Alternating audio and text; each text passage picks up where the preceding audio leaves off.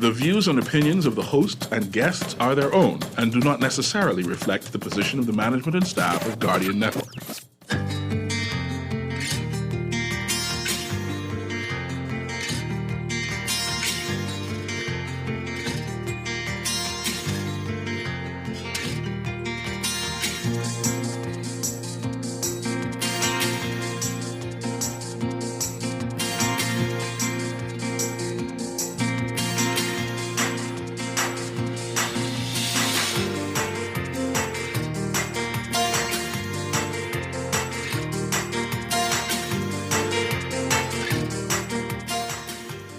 Good morning. As the number of COVID cases in the country surpasses 9,000 in total, more vaccine doses, we're told, due this week.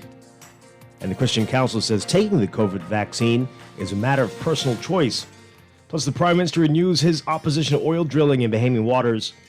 And in our discussion today, we are talking about colon cancer, what you need to know. It's all straight ahead this morning. I'm Dwight Strachan, and this is Morning Blend. Wake up, it's a new day. Wake up, it's a new day. It's the start of a new way.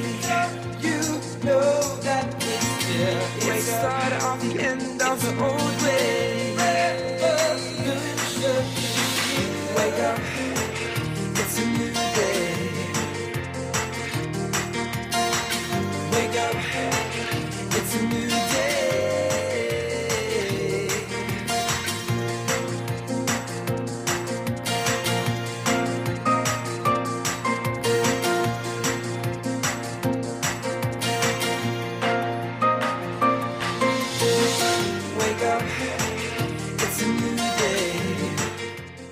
Good morning again, Bahamas. It is Monday, March 29th, 2021. This is Morning Blend on Guardian Radio 96.9. Again, I'm Dwight Strachan. In a moment, Pamela Musgrove will be joining us. Also this morning, in Morning Blend Business, we are talking with a real estate agent about the government's land program for young professionals. What you need to know, what you need to be thinking about if you're interested in this deal. That's all straight ahead, but first it's time for the overnight, the latest breaking news from while you're sleeping, and the top national and international headlines this morning.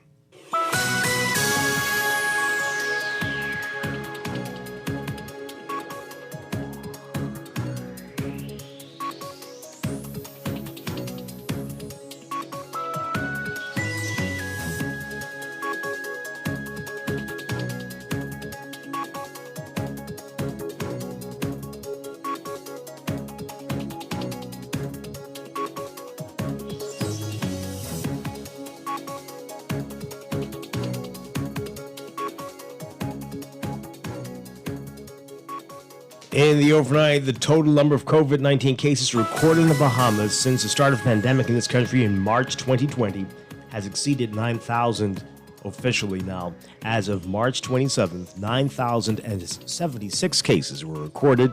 Health officials reported 42 new cases on that day, 22 on New Providence, 14 on Grand Bahama, 1 on Bimini, 1 at Cat Key, and 5 on Eleuthera. 30 people are still in the hospital with 2 cases in the intensive care unit.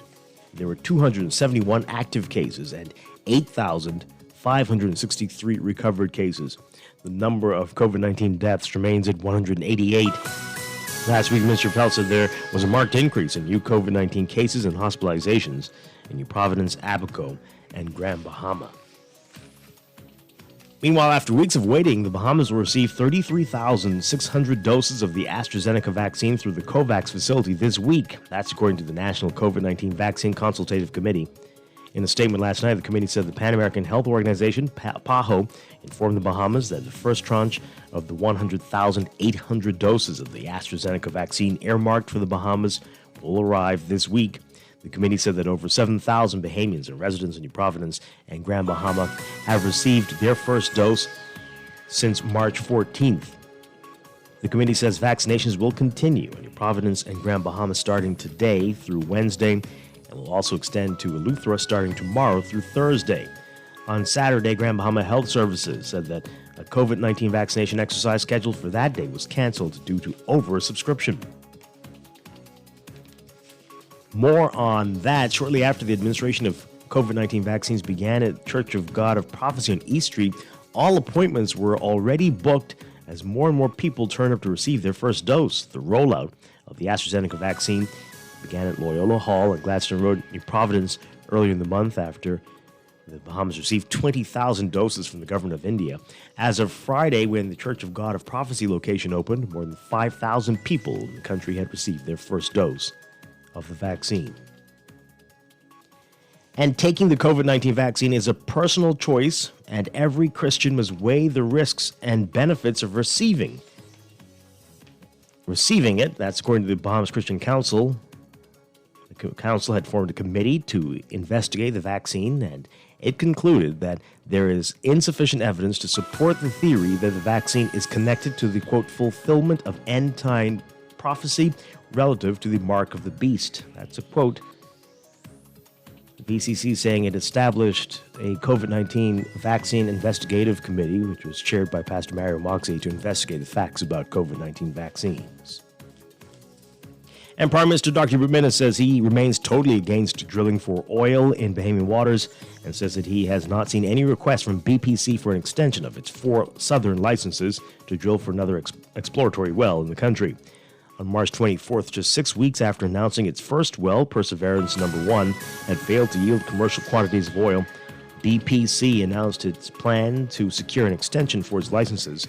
This would be the third time BPC has applied to extend its licenses, and this time for a 3-year drill or drop exploration period, which means that if the company does not drill within 3 years, the licenses would be forfeited. Overseas, a joint WHO-China study on the origins of COVID-19 says the transmission of the virus from bats to humans through another animal is the most likely scenario, and that a lab leak is extremely unlikely. That's according to a draft copy obtained by the Associated Press. The findings offer little new insight in how the virus began to spread around the globe, and many questions remain unanswered, though that was as expected. But the report did provide more detail on the reasoning behind the researchers' conclusions. The team proposed further research in every area except the lab leak hypothesis. The report's release has been repeatedly delayed, raising questions about whether the Chinese side was trying to skew the conclusions to prevent blame for the pandemic falling on China. A World Health Organization official said late last week that he expected it would be ready for release in the next few days.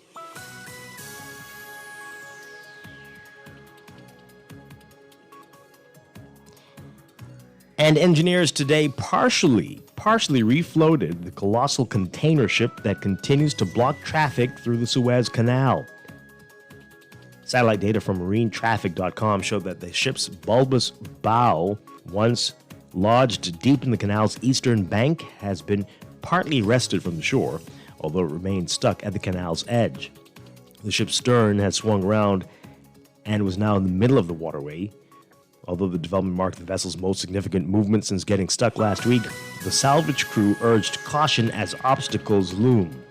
Last Tuesday, the skyscraper-sized Ever Given got stuck sideways in the crucial waterway, creating a massive traffic jam. The obstruction has held up $9 billion each day in global trade and strained supply chains already burdened by the coronavirus pandemic. At least 367 vessels carrying everything from crude oil to cattle were still waiting to pass through the canal, while dozens were taking the alternate route around the Cape of Good Hope at Africa's southern tip, a detour that adds some 2 weeks to journeys and costs ships hundreds of thousands of dollars in fuels and other costs. With the canal transit stopped, Egypt already has lost over $95 million in revenue, according to the data firm Refinitiv. If the ship is freed in the next few days, clearing the backlog of ships already waiting to pass through the canal could take at least 10 days.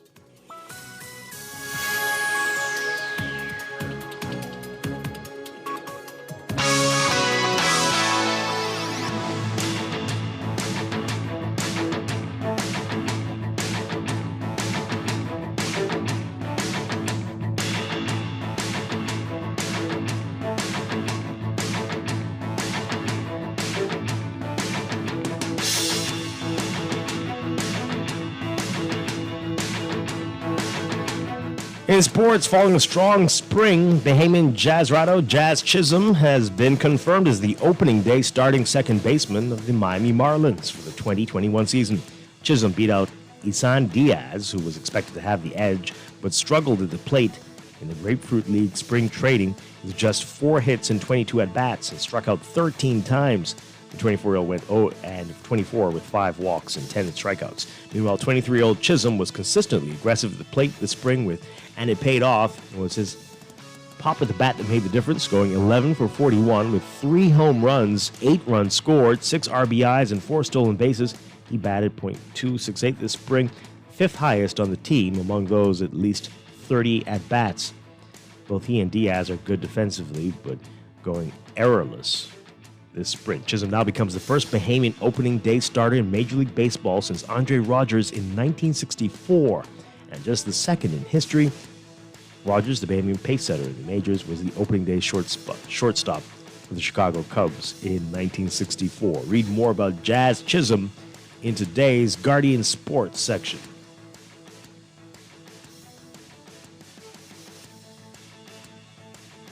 And from the NCAA basketball championships, USC shutting down Oregon 82-68 to end a 20-year Elite 8 wait. Number 11 UCLA beating Alabama 88-78 in overtime to reach the Elite 8. And unbeaten Gonzaga keeps rolling with an 83-65 rout of Creighton. That's sports, and that's the overnight. Time for your first look at weather.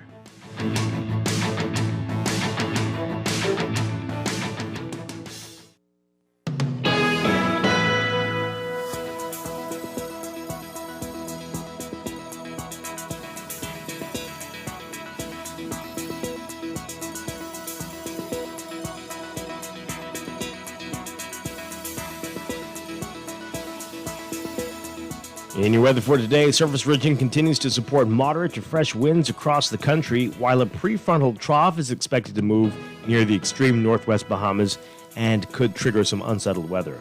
Beachgoers in the central and southeast Bahamas should exercise caution along eastern coastlines. For today, for the northwest Bahamas, your forecast calls for partly cloudy and warm conditions with a few isolated showers, mainly near the extreme northwest Bahamas, becoming variably cloudy and warm tonight with a few isolated showers possible. Wind southeast to south at 10 to 15 knots, falling light and variable at times, seas 2 to 4 feet. For the central and southeast Bahamas, look for partly sunny, warm and breezy conditions today with a few light passing showers, becoming fair and warm tonight with a chance of a passing shower or two. A small craft caution remains in effect, winds east to southeast at 15 to 20 knots, gusty at times, seas 4 to 7 feet. It's about 72 degrees right now in Nassau. Look for highs getting up to around 88 Fahrenheit, 31 Celsius. Overnight lows tonight getting down to about 72 Fahrenheit, 22 Celsius. That's your first look at weather this morning. We'll have your extended outlook coming up after traffic in just a bit.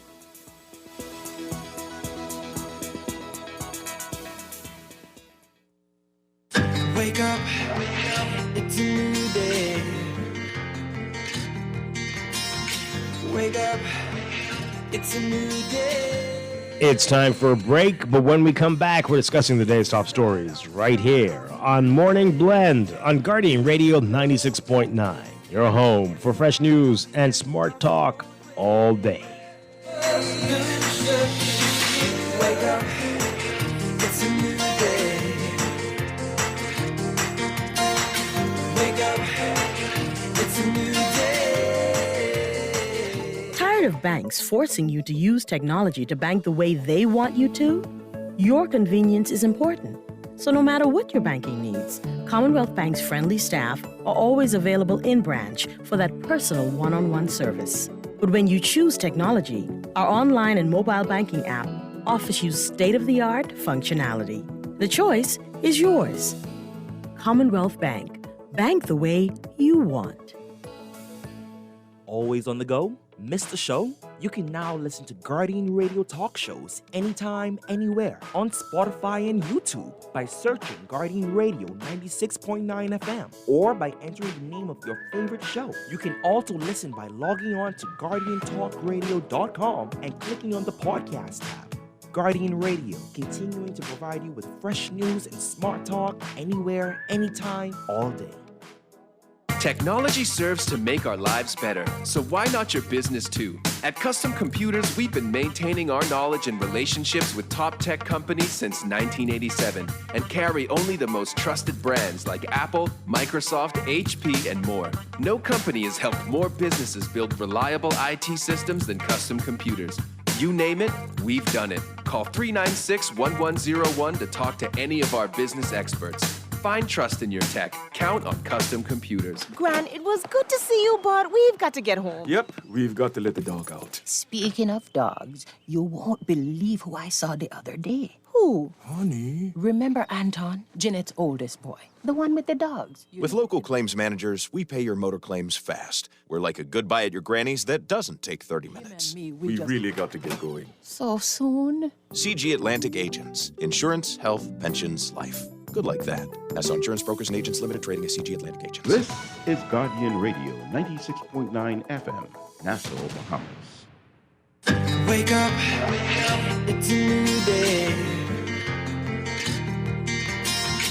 Wake up, it's a new day. It's the start of a new way. You know that it's the start of the end of the old way. Wake up, it's a new day. Wake up, it's a new day.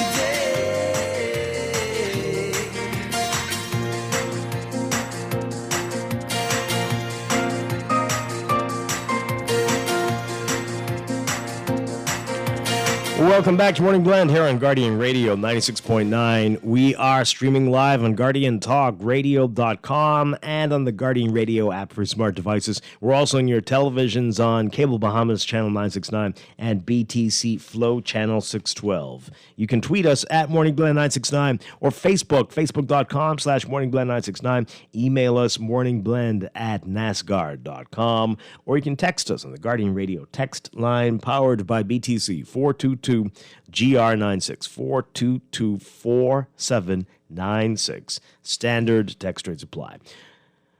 Once again, I'm Dwight Strachan. In a few minutes, Pamela Musgrove will be joining us. We have a lot to get to this morning. In our 7 o'clock hour, we're going to be talking about colon cancer. This is Colon Cancer Awareness Month.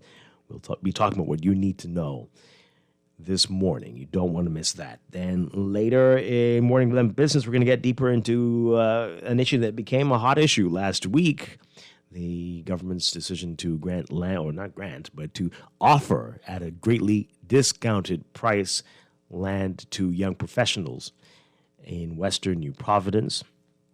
We've got a real estate agent who's going to be talking about the pros and the cons, which you need to be thinking about if you are interested and fit into the category of who's eligible to purchase land in this development.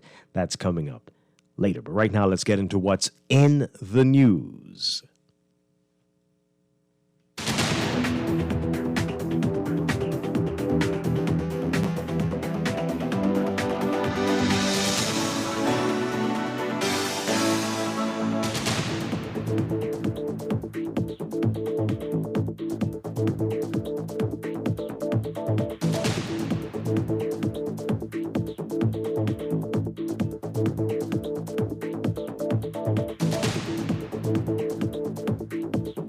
And in the news, COVID in the Bahamas, a mixed bag this morning. Some disturbing news, some good news, some interesting developments, including the Bahamas Christian Council giving its blessing to the vaccine. I'll tell you more about that in a bit. But the numbers are still growing, and we've now surpassed officially 9,000 total cases that we've seen in the country since the start of the pandemic last year. So as of the 27th of March, just a couple of days ago, we are now at 9,076 cases. 9,076 cases. That's as of March 27th, when 42 new cases were reported on that day. 22 on New Providence, 14 on Grand Bahama, 1 on Bimini and Cat Key, and 5 on Eleuthera. 30 people are still in the hospital, 2 cases in the intensive care unit.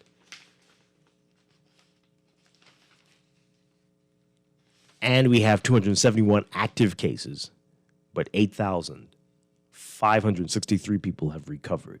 The number of deaths remains at 188. The Ministry of Health, again, as they did last week, urging people to be aware that this is still a major issue and that they need to adhere to the health precautions, avoid social gatherings, maintain adequate social distancing, wash hands frequently, and wear a mask. The ministry also saying last week that the public is reminded that COVID-19 vaccinations are now available in country for those who wish to exercise the option to be vaccinated. The warning from the ministry coming after notable increase in political party campaign events where large crowds have been gathering in the streets or parks, but there's no evidence that this is responsible for increased cases. The current emergency order outlaws social gatherings in New Providence, Abaco, Eleuthera, and Exuma. So that's happening. Those numbers are creeping up slowly. And there are concerns that we could have an issue this holiday weekend. The police in Grand Bahama warning party organizers. They're getting reports, and we're seeing all the flyers of big events being planned for the holiday weekend. And they're saying, don't do it. Don't do it. This is all happening as we're expecting more vaccines to arrive in the country this week. And our Travis Cartwright Carroll writing about this in the Nassau Guardian today. After weeks of waiting, the country will receive 33,600 doses of the AstraZeneca vaccine through the COVAX facility this week. That's according to the National COVID-19 Vaccine Consultative Committee. In a statement issued last night, the committee said that PAHO informed the Bahamas that the first tranche of the 100,800 doses of the AstraZeneca vaccine earmarked for this country will arrive this week. The committee said that over 7,000 Bahamians and residents in New Providence and Grand Bahama have received their first dose already since March 14th, since they arrived beginning March 14th.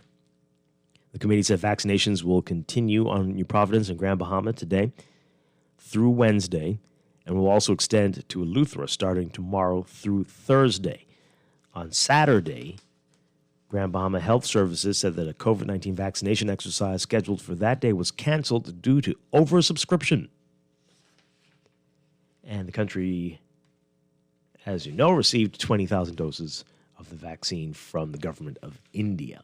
And we're hearing reports of oversubscription and high demand all over, including at a new center that was opened last week at the Church of God of Prophecy on East Street here in New Providence. So that is encouraging, I guess, that people are interested in taking the vaccine and trying to move on from this. To date, 63% of those who received the vaccine are over the age of 60, according to the committee. Others include healthcare workers and staff of the uniformed branches. 42% of the people who received the vaccine were men, and 58 were women. All right, so that's interesting there. Now, the Bahamas Christian Council has issued a statement. This one is something that you need to hear. Taking the COVID-19 vaccine is a personal choice, and every Christian must weigh the risks and benefits of receiving it, according to the Christian Council's committee to investigate the vaccine. It concluded that there is insufficient evidence to support the theory that the vaccine is connected to, quote, the fulfillment of end-time prophecy relative to the mark of the beast. That's what they said. That's what they said. The Christian Council said it established a COVID vaccine investigative committee, which was chaired by Pastor Mario Moxie, to investigate the facts about COVID-19 vaccines. The committee recommended that all denominations, fellowships, groups, and unit church leaders make their own determination in advising their parishioners as it relates to the risks and benefits of the various COVID-19 vaccines. It noted that every Christian must weigh the risks and benefits of taking the vaccine based upon their particular situation and condition, as well as seeking spiritual guidance from their faith leaders. The committee said, quote, whether or not a citizen chooses to take a COVID-19 vaccine is a matter of personal choice. Of course, I think everybody knows that one already, but they've just said, okay. In its report dated March 22nd, the committee said it sourced its information from periodicals, media experts, scientific journals, interviews with doctors, a panel discussion with members of the National COVID-19 Vaccine Consultative Committee, and interviews with other members of the clergy. The committee concluded, quote, the subject matter experts unanimously agreed that the long-term effects of the vaccines cannot be determined at this time simply because sufficient time has not elapsed. However, the benefits of the vaccines far outweigh the disadvantages. It noted that there is no evidence that COVID-19 vaccines, and in particular nucleic acid vaccines, alter or modify the human DNA. It said, quote, the Bahamas Christian Council opposes elective abortion and recognizes that the use of cell lines may infringe on what is deemed morally acceptable. However, given the COVID-19 vaccines do not contain components of aborted fetus or cell lines, those who receive the COVID-19 vaccines should not be deemed an accessory to an abortion. Oh, my goodness. Okay. Quote, there is insufficient theological evidence to support that the COVID-19 vaccine is directly connected to the fulfillment of end-time prophecy relative to the mark of the beast.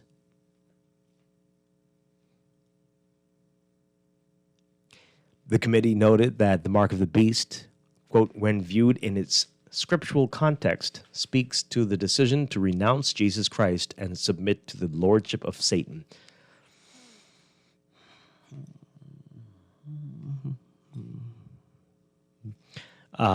Quote, consequently, the decision to be vaccinated for COVID-19 is in a general sense does not fall into this category. Well, that is very good to know.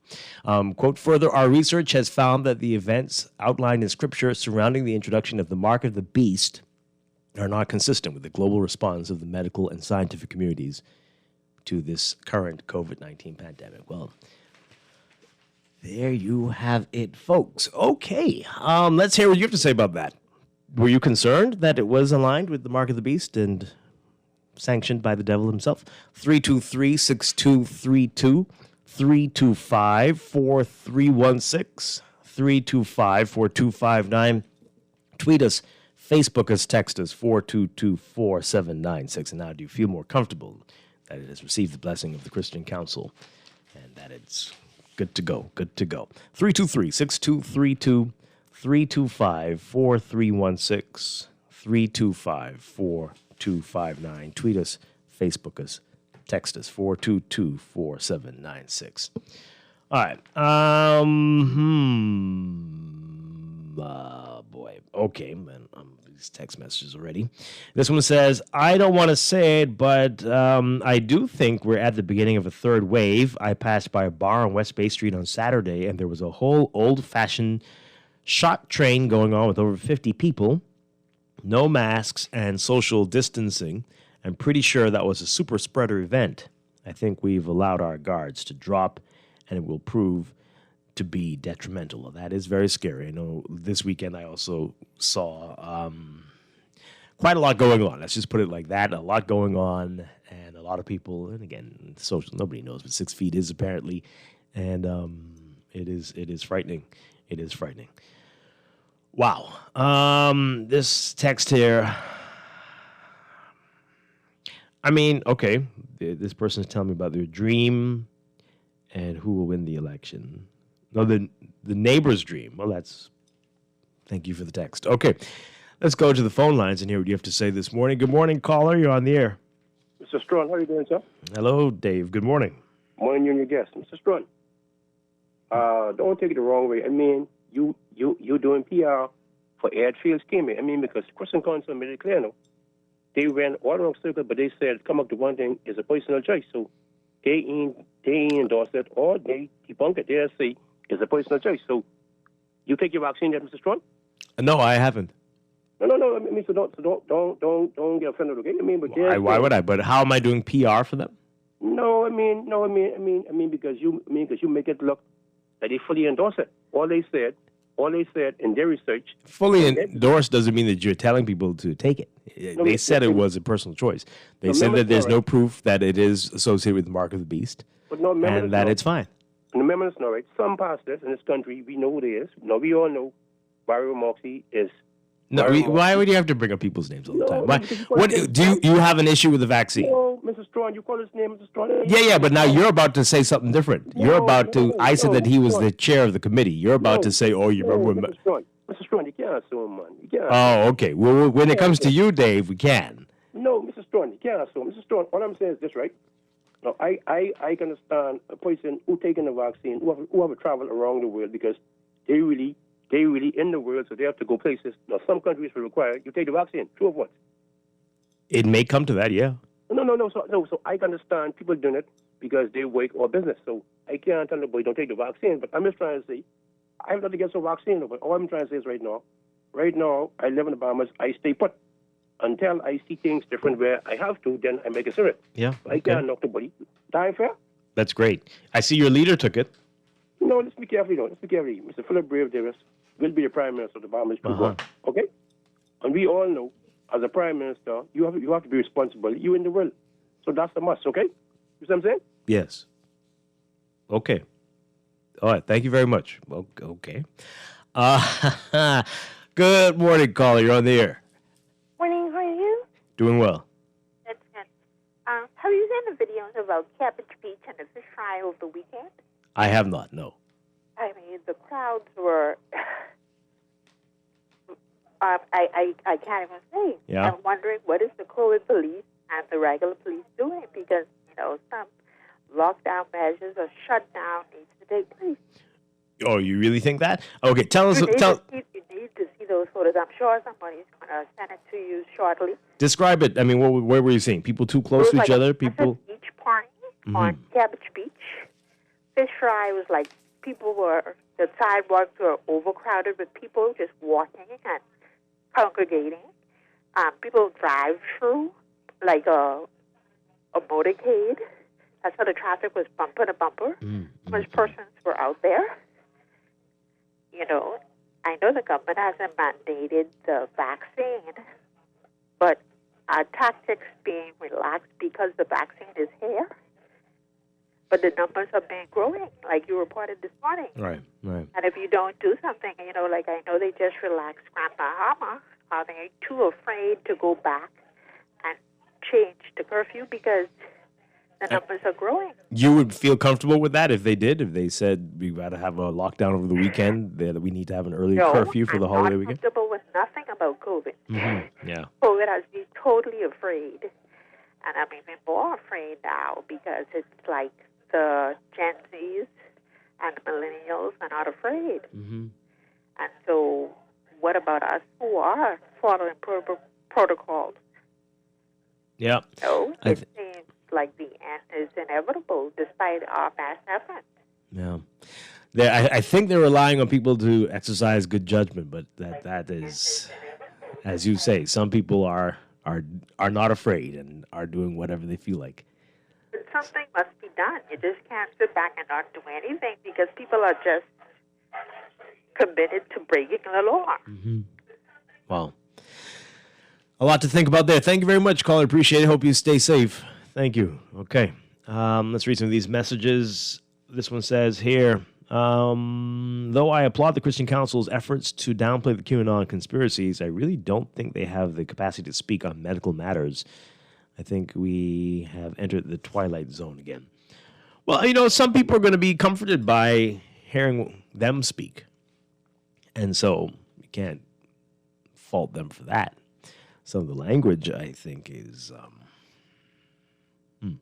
The language they use to appeal to the people who listen to the Christian Council will work for those people, but to those who don't really hold anything that they say to a level of importance, they're going to say, see, this is why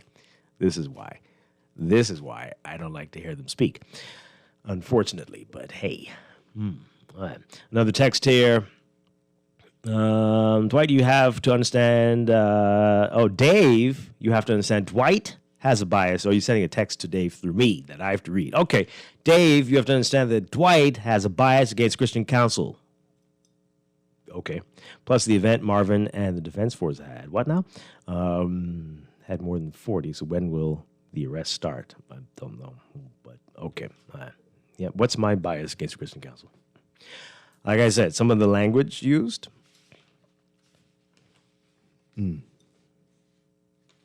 Yeah. 323-6232. 325-4316. 325-4259. Tweet us, Facebook us, text us. You know, what's interesting, though, these places that are saying that they are oversubscribed, people are calling in, people lining up to get the vaccines. I think we need to recognize that many of the people who call in to talk shows, and it's a lot of them, right? But they feel a certain way, but that's not necessarily reflective of what's going on out in the community, and that people are very anxious to get this vaccine and ready to go. It does seem that way. You hear people will tell you, as soon as I can, I'm getting in there. But those people don't call in, it seems. They don't call in at all to talk shows, so hey. All right, so all that's happening there. You can continue to call us or text us about that. And we want to move on to some other things in the news. We were talking about this quite a bit last week, and there's more from the Supreme Court case now on shanty towns and what's happening there. Fred Smith still making some very interesting claims. For the latest on what happened, take a listen to this report from our Jared Higgs.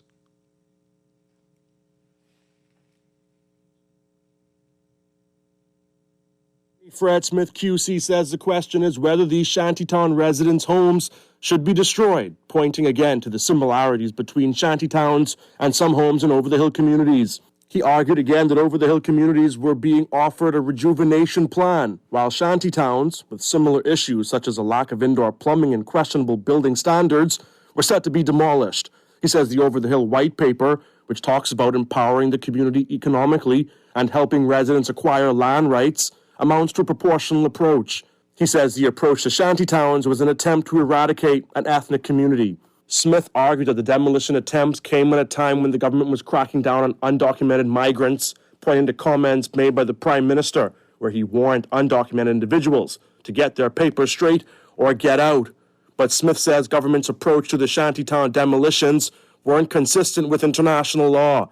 He said government can't have its cake and eat it too, by signing international treaties but ignoring them domestically. Smith doubled down on the assertion that government does not have an interest in the land and cannot lawfully take possession of the land through legislation or otherwise. He added that the shantytown residents may in fact have acquired interest in the land through adverse possession, commonly known as squatters' rights. Smith blasted the use of the Buildings Regulation Act and the Building Regulations Manager to evict people from their homes in the communities. He told the court that the residents of the shantytowns didn't understand what was going on when the Shantytown Action Task Force started coming to the communities and putting notices up. He says the actions of the government amounted to creating refugees in the country, and there was an overwhelming likelihood that the applicants will suffer inhumane treatment by having their communities demolished. While Smith spoke mostly uninterrupted while making his arguments, Crown Counsel Kayla Green Smith objected to language used by Smith during his submissions. Smith says he doesn't flee from his accusation that government's actions amount to ethnic cleansing through the use of arbitrary power. The opposing lawyers also disagreed on whether an injunction on Abaco should be continued and whether government destroyed the shantytowns on Abaco or if Hurricane Dorian was to blame. With Smith's case closed, government will have an opportunity to defend its shantytown demolition policy when the matter returns to court on April 12th. Reporting for the Guardian News Network, I'm Jared Higgs. All right, so we had quite a bit to say about this last week, but we want to hear more from you on this. What do you make of what that Smith has put forward so far before we hear from the government side in a few weeks? But 323-6232, 325-4316, 325-4259. Tweet us, Facebook us, text us, 422-4796. 422-4796. He keeps bringing up this comparison with over-the-hill communities and the initiatives that are being done to improve those areas and suggesting that this is what this shanty towns are no different and should be given the same, afforded the same opportunities. What do you make out of that? And what is likely to come out of this? This is some odd stuff here. Smith again saying, quote, if a power is granted for one purpose by Parliament, it can't be validly exercised for another purpose. Where the minister has a power to demolish or require the demolition of houses for one purpose, which is set out in the Building Regulations Act, he can't exercise and use that power for a different purpose. I set out the definition for what the Building Regulations Act is for, and that is the Building Regulations Act is only for the purpose of regulating construction, alteration, and repair of buildings to provide for the reinstatement or removal of dangerous or dilapidated buildings, to authorize the publication of the building code, and for such purposes connected therewith. But you don't take a shortcut and try to evict people and dispossess them of their property and their homes and all their belongings for ulterior purposes. You use the tools provided by parliaments, and you act within the rule of law and the constitutional rights which people enjoy. We don't, thank God, live in a dictatorship like Haiti. Okay. And that is why it is so important for the court to protect and defend and uphold the rule of law in the Bahamas. So we do not degenerate into that kind of society of arbitrary power being wielded on innocent people. This is why these cases, and this one in particular, is so important, and why I do not flee from my accusation of discrimination, of ethnic cleansing, of using arbitrary power, of trying to achieve something indirectly, what they cannot do directly, of abusing their power, of using these powers under Section 4, Part 3 for extraneous purposes. Interesting that he would bring up Haiti in the example there. But, okay. All right. So, again, let's get your views on what Smith is saying here. This is something else. 323-6232. 325-4316. 325-4259. Tweet us, Facebook us, text us, 422-4796. All right, let's take this call. Good morning, caller. You're on the air. Good morning, Ben. It's a beautiful day, isn't it? Yes, it is. What is appalling is we have these two, what they call Queen's Counsel. I haven't figured out what that means yet, because on one hand we have Mr. Smith, and then we have this other gentleman who has always been, I think, Attorney General. I think it is every time the FNM wins. Am I correct with that so far? Not every time, no. Well, almost every time. A couple times. In any event, it appears as though one must have gotten his legal degree through another way than the other one did, because I can't see this back and forth going on, and the country is looking so bad, where this gentleman is making the government look even worse. And when is this going to stop? I mean, is the Bahamas for Bahamians, or is the Bahamas for anybody who could maneuver any group of people in the country and win? Because we have, these treaties that we signed, I think we need to probably look at them, because we seem to have a lot of things going on in the background that Bahamians don't know about. Because, we have this really got to stop. Do you have any idea as to how we can fix this? No. Okay, so we're in deeper trouble then. Yes. Thank you, sir. Yep, okay. All right, thank you very much. Appreciate it. Pamela Musgrove, good morning. Good morning. Great to have you with us. Good morning, Dwight. Good to be here. Yeah. We're trying to figure this one out here, and I'm sure it's going to be an interesting challenge for the Supreme Court as well, but just letting you hear what he's saying. Here's a texter who doesn't understand what we do. You guys don't let the average person say unsubstantiated claims, but Fred, who is not a Bahamian, can say any nonsense that's not substantiated and say anything. Well, we're covering a court case. This is before the Supreme Court. This is his opening submission there, right? So it's not just somebody wild coming on the radio and saying something. It's not the same. Although if you were out in the public and saying something that was detrimental, we wouldn't broadcast it either. So, and I think you're getting a little confused and intentionally looking at this from an odd way. Another text here. Fred Smith must be sipping at that perp. He's trying to use the known xenophobia in regards to Haitians to justify them not having their homes up to code. The absurdity of that line of thought is sickening. Fine the landowners and enforce the building code. Simple. Well, that's what he's saying. He's saying some of the homes are actually up to code, and they are up to standard. And so what is the justification for you trying to evict the people who are not squatting on Crown land? And that's what he's suggesting, right? So, This one said, so if I go and squat on land, I can call that my property? Dwight, I worked hard and busted my butt to get a mortgage. If these people get to keep their illegal structures, I'll go and get my own and squat there anytime, anywhere I want. Well, you can do that. That's what the law allows. Exactly. You can do it. Good luck to you trying to do it.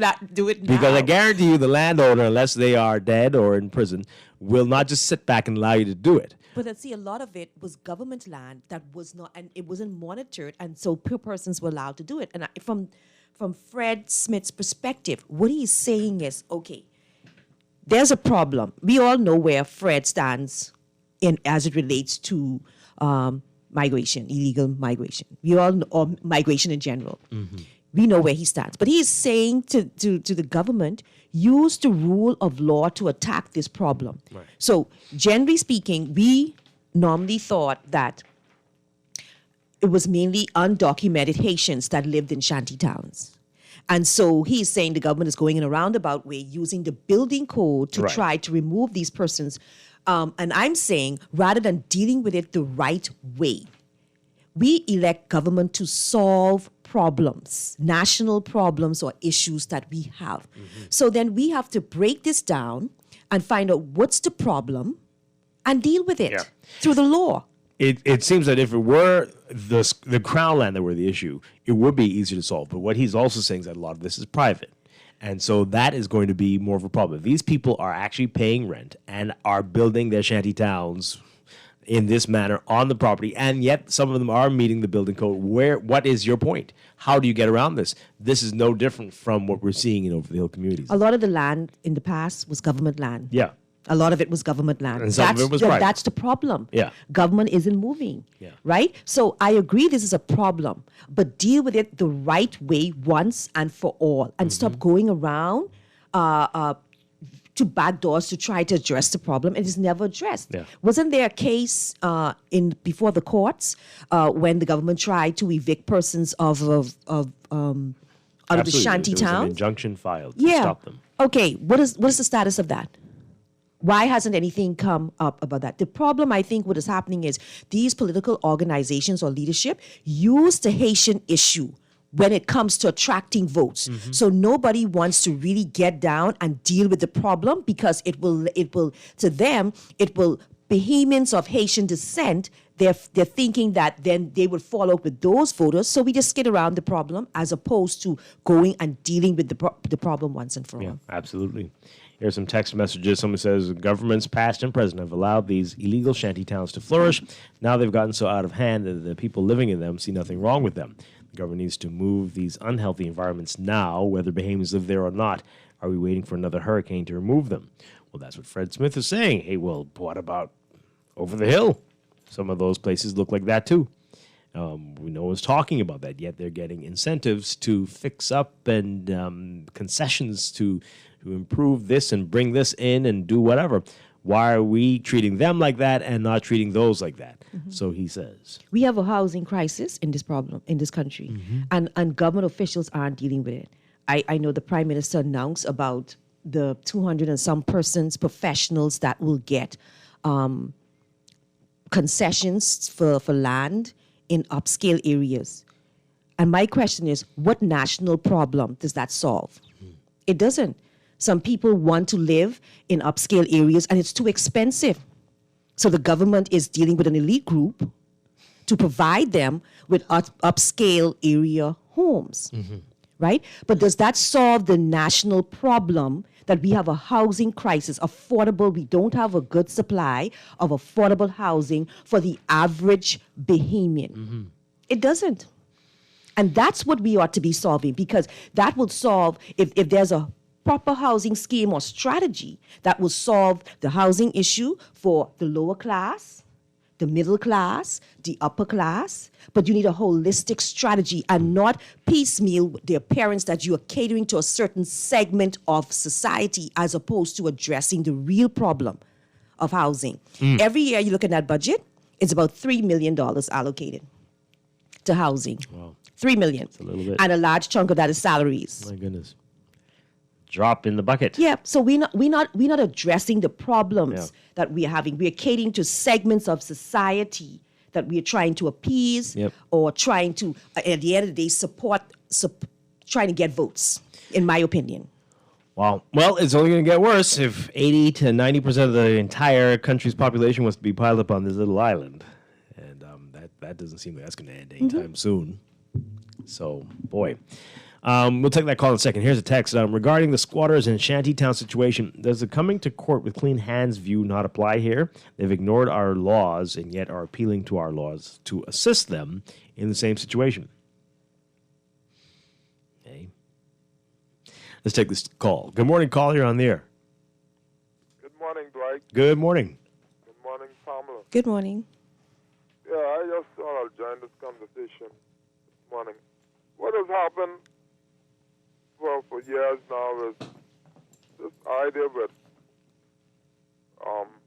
illegal Haitian person coming in this country and just squatting on land. See, what Smith is trying to compare the ordinary Bahamian who live maybe in a more run-down environment in terms of maybe one of the inner cities where persons would be living in probably the grandmother or great-grandmother home, most of them who would have already passed on, and they probably may not be in a financial position to really upgrade the home. But what I'm concerned about is that the rule of law, yes, where the rule of law should apply. If you come in this country illegal, you should be dealt with regardless of how long you squat on the land. You didn't come here legally, and you couldn't bring that portion of land with you. So it belongs to the Bahamian people. It's something called Krongland. And so they're trying to use this backdoor approach. Oh, well, there are other people living in substandard area, but they're Bahamian. You come in this country through the back door and expect us to facilitate you. The government hasn't been able to build homes, adequate homes for Bahamian because of which was mentioned earlier, the low budget that's been allocated to do it. $3 million is a joke. That's nothing. So therefore, when we get whatever little that we have, we're going to use that to benefit the Bahamian people. But when we have to deal with these illegal migrants constantly going to court and trying to claim to something that they have never been privileged to, that they have never purchased, they have no document to prove that they came here legally, then the law just needs to take its course. And Yeah, but no, that's not. Present, government continue to skirt around this matter. That's apparently not really the case in this situation. They're saying most of these folks are either they are born Bahamians or they have become Bahamians, have been regularized, and so that isn't in with most of these folks.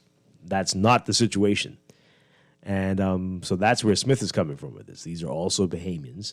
And, and Smith is yet to prove that through the court either. He's yet to prove those persons. Well, he's going to have a good case because the government, by its own admission, right, through that committee, that they did that survey and determined the same thing, that most of these people are Bahamians. Bahamians or permit holders. Right. They have a legal right to be in the country. That's what they said. So he's got a good case based on that. I hear that, but then the matter has to be probably fought through the courts. But I honestly feel that we have always gotten less than we should because we have persons who represent the Attorney General office as if they are not up to task in terms of what needs to be done and how the country needs to be represented. Not only here, also when we make the appeal to the Privy Council in London. We need to get our priorities straight here and deal with this matter with respect to the law.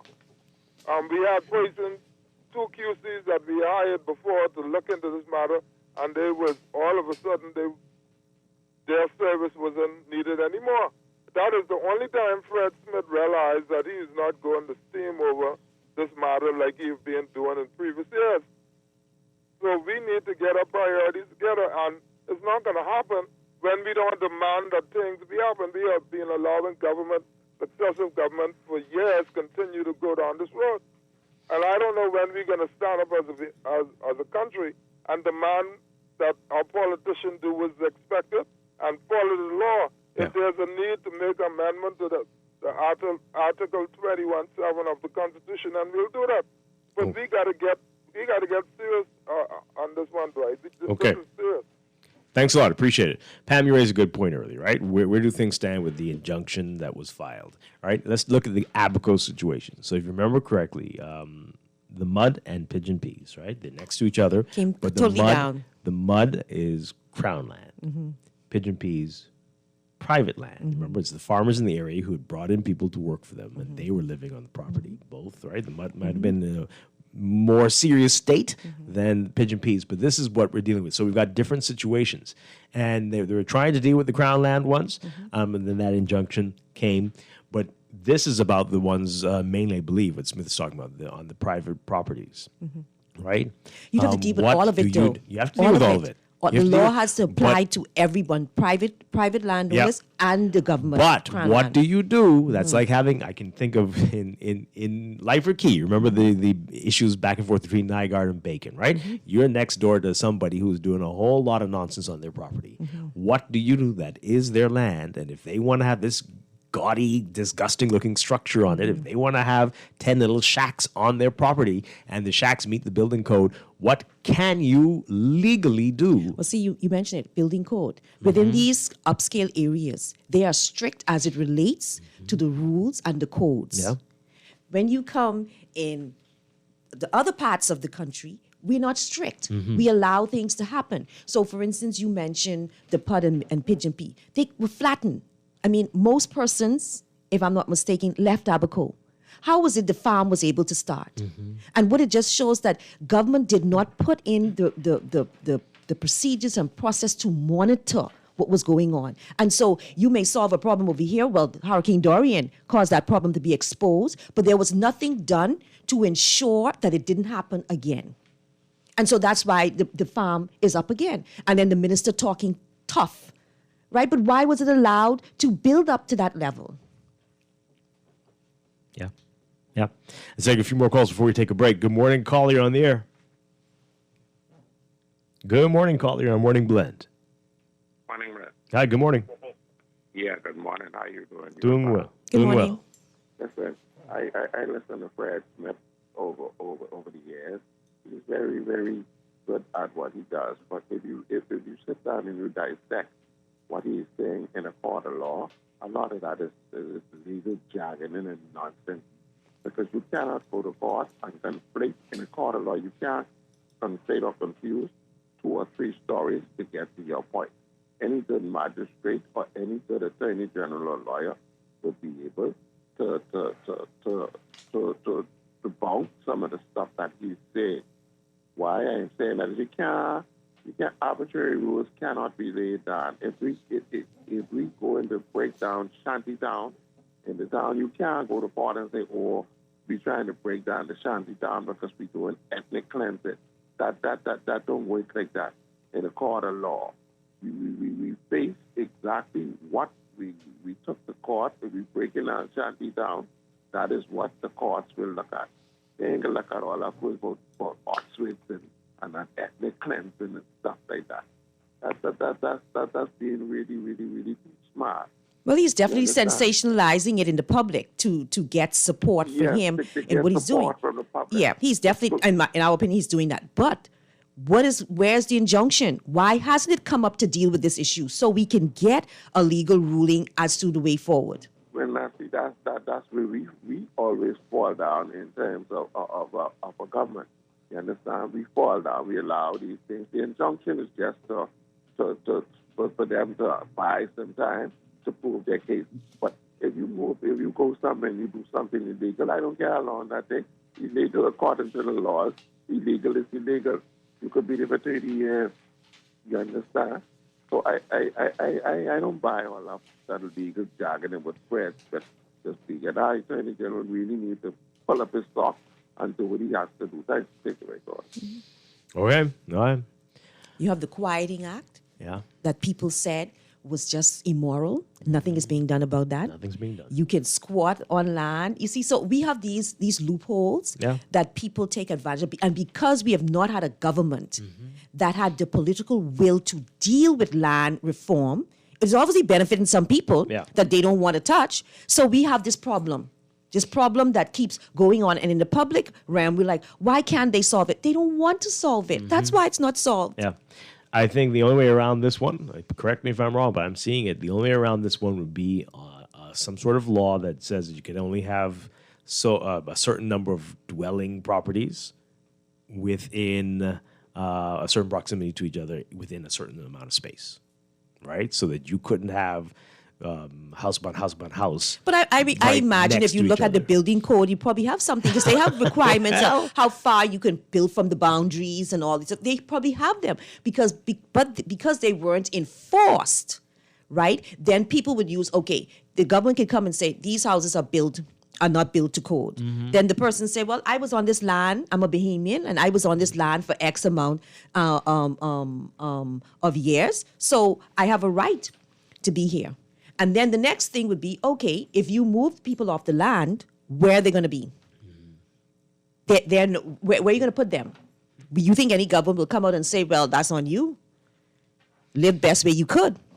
No. Wow. So they remain paralyzed to Yeah. deal with the problem. Yeah. Let's take this call and then we'll take the break. Good morning, caller. You're on the air. Dwight, good morning, Bob. Hi, good morning. Yeah, I think instead, I think that the young lawyer in the 200 office who asked one question to Fred Smith for the acting cleansing, I think Carl Bell need to come to the Attorney General office and go down and so he could be a top-notch lawyer against Fred Smith. Because Fred Smith, I work around the courts and things. 11 and a half years of my time on the police force, 35 years. What I'm saying, I know how things work around there.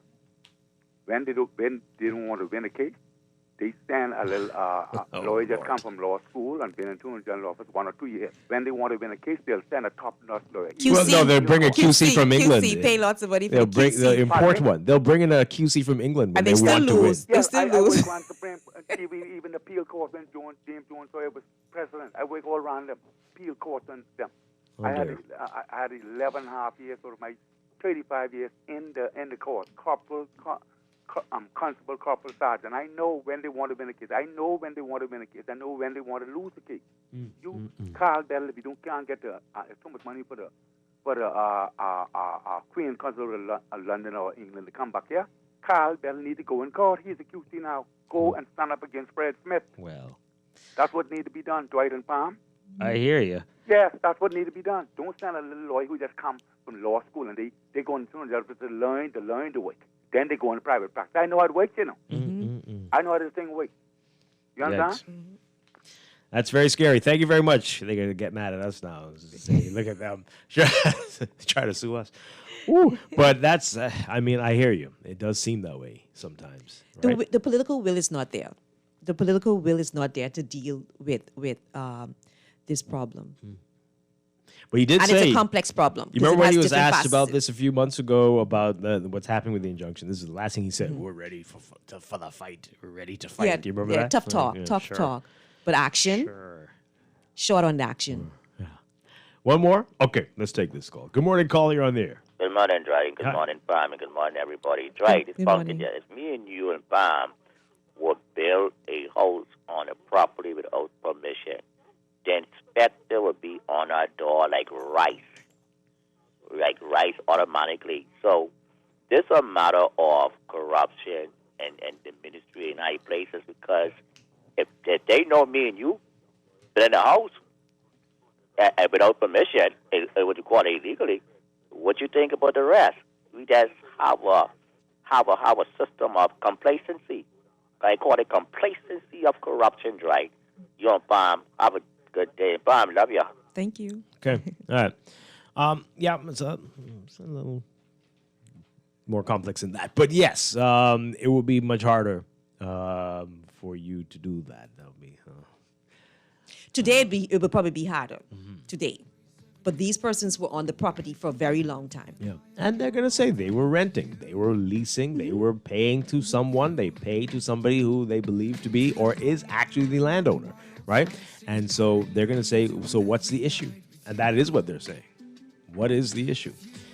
Oh, boy. All right, we're going to take a break and be back with more. This is Morning Blend on Guardian Radio 96.9. Cause it feels like I've been living upside down. What can I say? I'm surviving, crawling out these sheets to see another day. What can I say? I'm surviving, and I'm gonna be fine, I'm gonna be fine, I think I'll be fine. Ooh, yeah. Ba-da-da-da-da-da.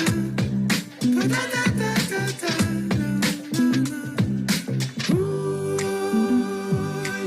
This is Guardian Radio 96.9 FM, Nassau, Bahamas.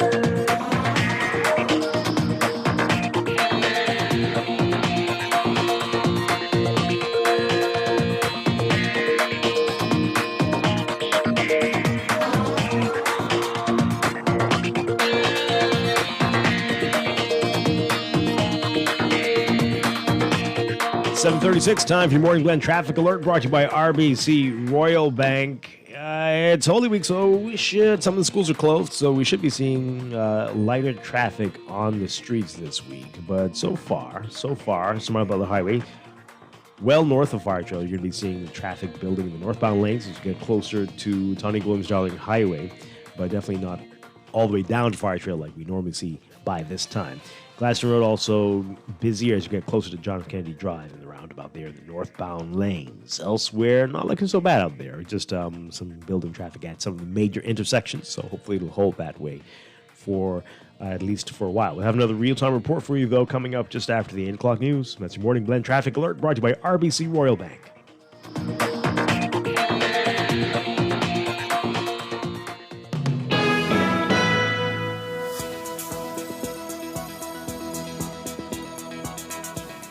Time for another check of your weather for this morning. We've got surface ridging that continues to support moderate to fresh winds across the country, while a prefrontal trough is expected to move near the extreme northwest Bahamas and could trigger some unsettled weather. Beachgoers in the central and southeast Bahamas should exercise caution along eastern shorelines. For today, for the northwest Bahamas, we're looking at partly cloudy and warm conditions with a few isolated showers, mainly near the extreme northwest Bahamas, becoming variably cloudy and warm tonight with a few isolated showers. For the central southeastern Bahamas, partly sunny and warm and breezy with a few light passing showers, becoming fair and mild tonight with a chance of a passing shower or two. The small craft caution remains in effect. Temperature-wise, look for highs getting up to around 88 Fahrenheit, 31 Celsius. Overnight lows tonight getting down to about 72 Fahrenheit, 22 Celsius. Right now, we are at about 74 degrees under fair skies. In your extended outlook, the prefrontal trough is expected to drift north of the area, and high pressure will strengthen across the islands for the next few days. So for tomorrow, Tuesday, look for partly sunny and breezy conditions with a few isolated showers, becoming variably cloudy and breezy with a few passing showers at night. Wednesday, partly sunny and breezy with a few isolated showers, becoming fair and breezy at night with a chance of a brief passing shower or two. Expecting the warm temperatures to stick around until about Good Friday, when a cold front could move in and drop temperatures quite a bit. One of the last significant cold fronts we're expecting. We'll tell you more about that later in the week. But that is your Morning Blend weather check. This weather check brought to you by Rev. Basketball fans still have time to sign up or upgrade to Rev Trio and enjoy NBA League Pass absolutely free. Call 601-8992 or email trio@cablebahamas.com to sign up. Rev, you and us together. We're back after these messages here on Guardian Radio 96.9.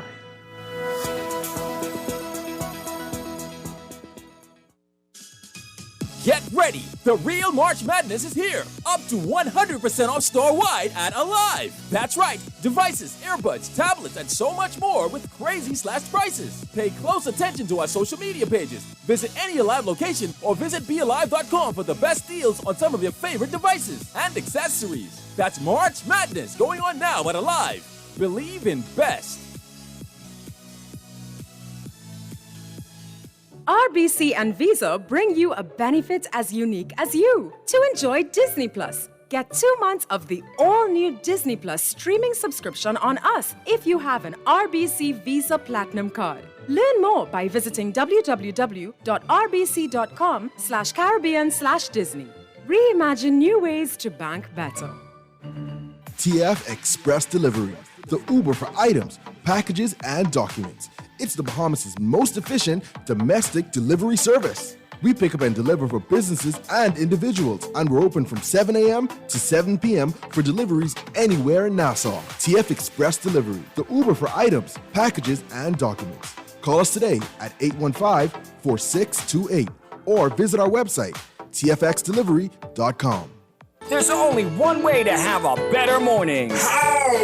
Start your mornings the best way with our 2 for $6 breakfast sandwiches at Wendy's. For a limited time, choose any 2 of your favorite breakfast sandwiches, including the fresh Strachan sack muffin, honey buttermilk chicken biscuit, double sausage muffin, or the sausage egg and cheese biscuit. Wash it all down with our cold brew shake or coffee. Better mornings always start at Wendy's. Wendy's, different inside and out. Excludes airport locations. Stay a step ahead of technology with certainty and support from Custom Computers.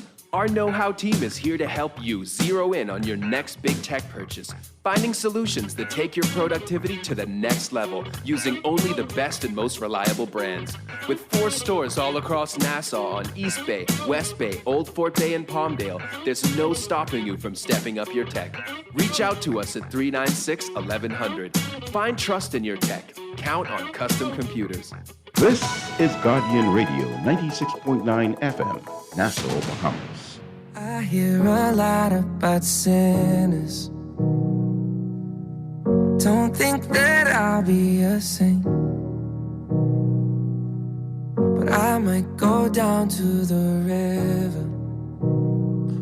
'Cause the way that the sky opens up when we touch it, it's making me say that the way you hold me, hold me, hold me, hold me, hold me,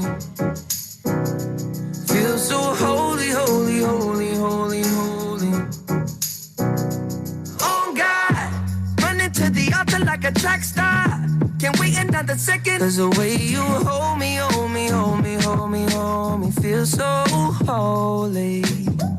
I don't do well with the drama, and no, I can't stand it being fake. No, no, no, no, no, no, no, no. I don't believe in Nirvana, but the way that we love in the night gave me life, baby. We are back here with Morning Blend on Guardian Radio 96.9. Dwight Strachan along with Pamela Musgrove on this Monday in Holy Week. We are here. This is a sidetrack, getting off course here, but I just wanted to say, I know the schools are closed. The public schools are closed. Is it me? Is it me? What? Or they shouldn't have closed. Of course, Good Friday and Easter Monday, and maybe Holy Thursday, you can make a case for it. But we have lost a lot of time. It's not just this school year, but last one as well. We all have to work till Wednesday, Thursday, some of us, right? I think that would be an issue with the teachers because, they have their set time. And so that would have to, the ministry would have to meet with the union, negotiate that. And you know how the ministry and the union are in terms of negotiating. So I think that would have been more complex and more troublesome than just, okay, this is on the calendar for midterm or Easter. Let's just close. 2 weeks off. Now, on the public school sector, maybe some of the private schools may decide. They can decide that. It's always because easier in the private. Yeah, but definitely. 2 weeks off after just getting back into it and barely because students aren't in school. They know the teachers are, and then so yes, I understand the teachers need their break, sure, and they've been working straight through this whole thing, but we've lost so much time. Yeah. And just getting back into it now, 2 weeks off again. Mm-hmm. Anyway, it's just me. Maybe I don't know. Anyway, we've been talking about a couple things. Talking about what's happening with the COVID numbers. We are now over 9,000 in total numbers since the pandemic started. Some of the numbers are on the increase, and so there's lots of concerns about that and how people are going to behave over the holiday weekend. The Christian Council says from what they've done, their committee has been looking into the vaccines, and they don't see any. They think it should be safe, but it's your choice, your personal choice to decide to take the vaccine, but they don't see any connections to the, how did they put it? To the mark of the beast. Well, maybe there was talks in Christian media about that. So maybe they were just addressing some concerns. I hadn't heard it, but maybe it was out there. And so for those who were concerned about that, they addressed it. So for some, it wouldn't matter what they say either way, and then for some, it would matter. Yep. Again, not connected to the, quote, fulfillment of end-time prophecy relative to the mark of the beast.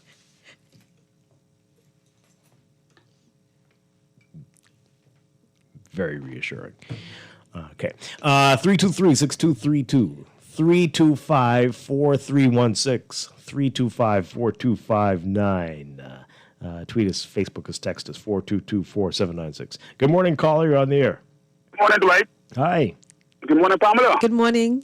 One of my best bombers. You know, Dwight, I was talking to somebody, the same thing we were talking about a while ago. We had all that school clothes and Dory and now the COVID. Well, I mean, what's wrong with this country? We shouldn't even take a summer break this year. We in the Bahamas, we complain about every great thing, and we complain about the wrong things, man. And I got a serious problem with that. Why another whole 2 weeks off the election, up and down, walking up all evening, doing nothing?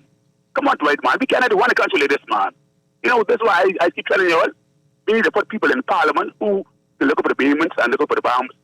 And again, Dwight, like I listened to you earlier, right, with the matter with First Met, looking for first people, you know.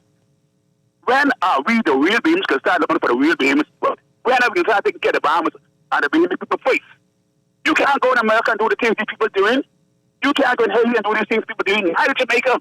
Why? Because we think that we are church-going nations, because we are not a Christian nation. We are church-going nations. People go to church and come out and do all kinds of foolishness.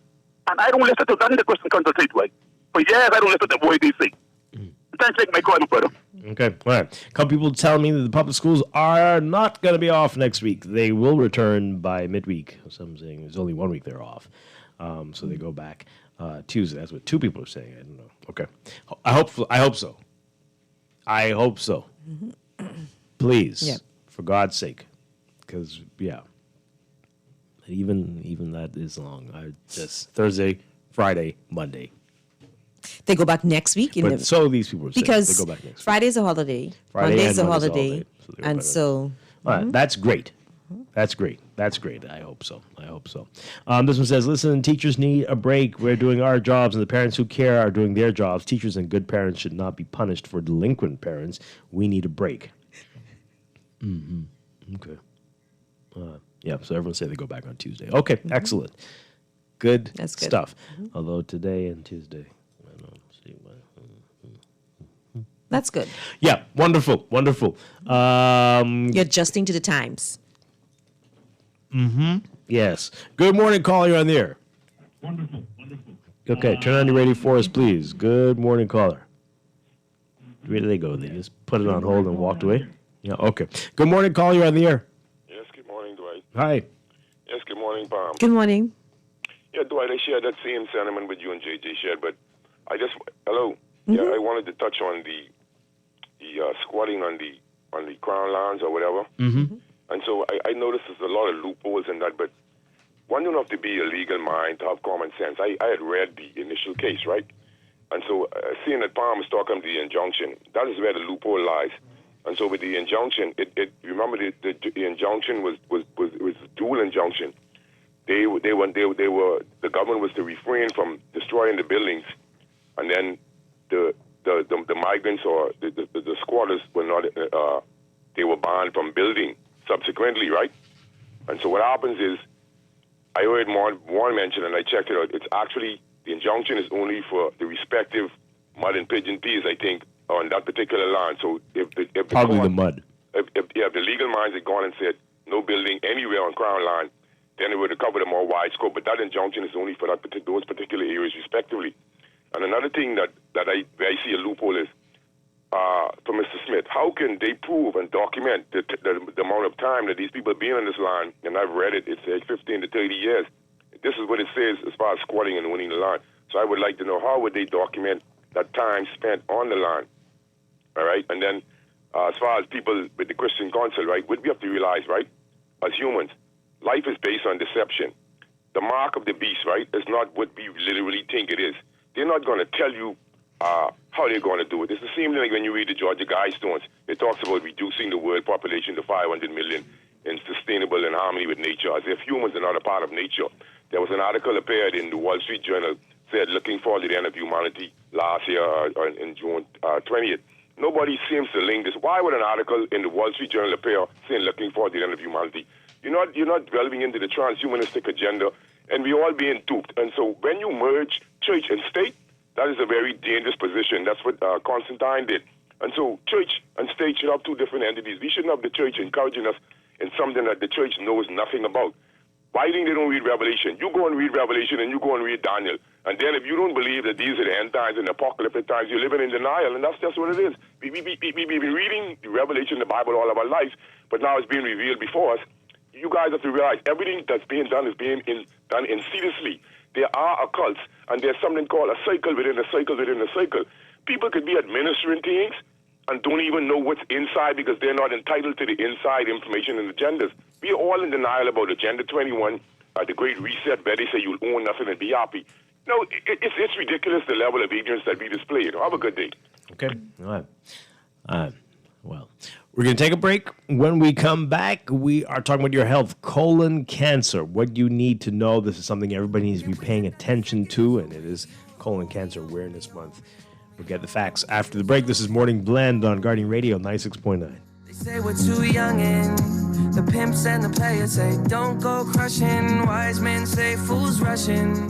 Your home is where your heart is, but it's more than just shelter. Your home is your workplace. Your home is school for your kids.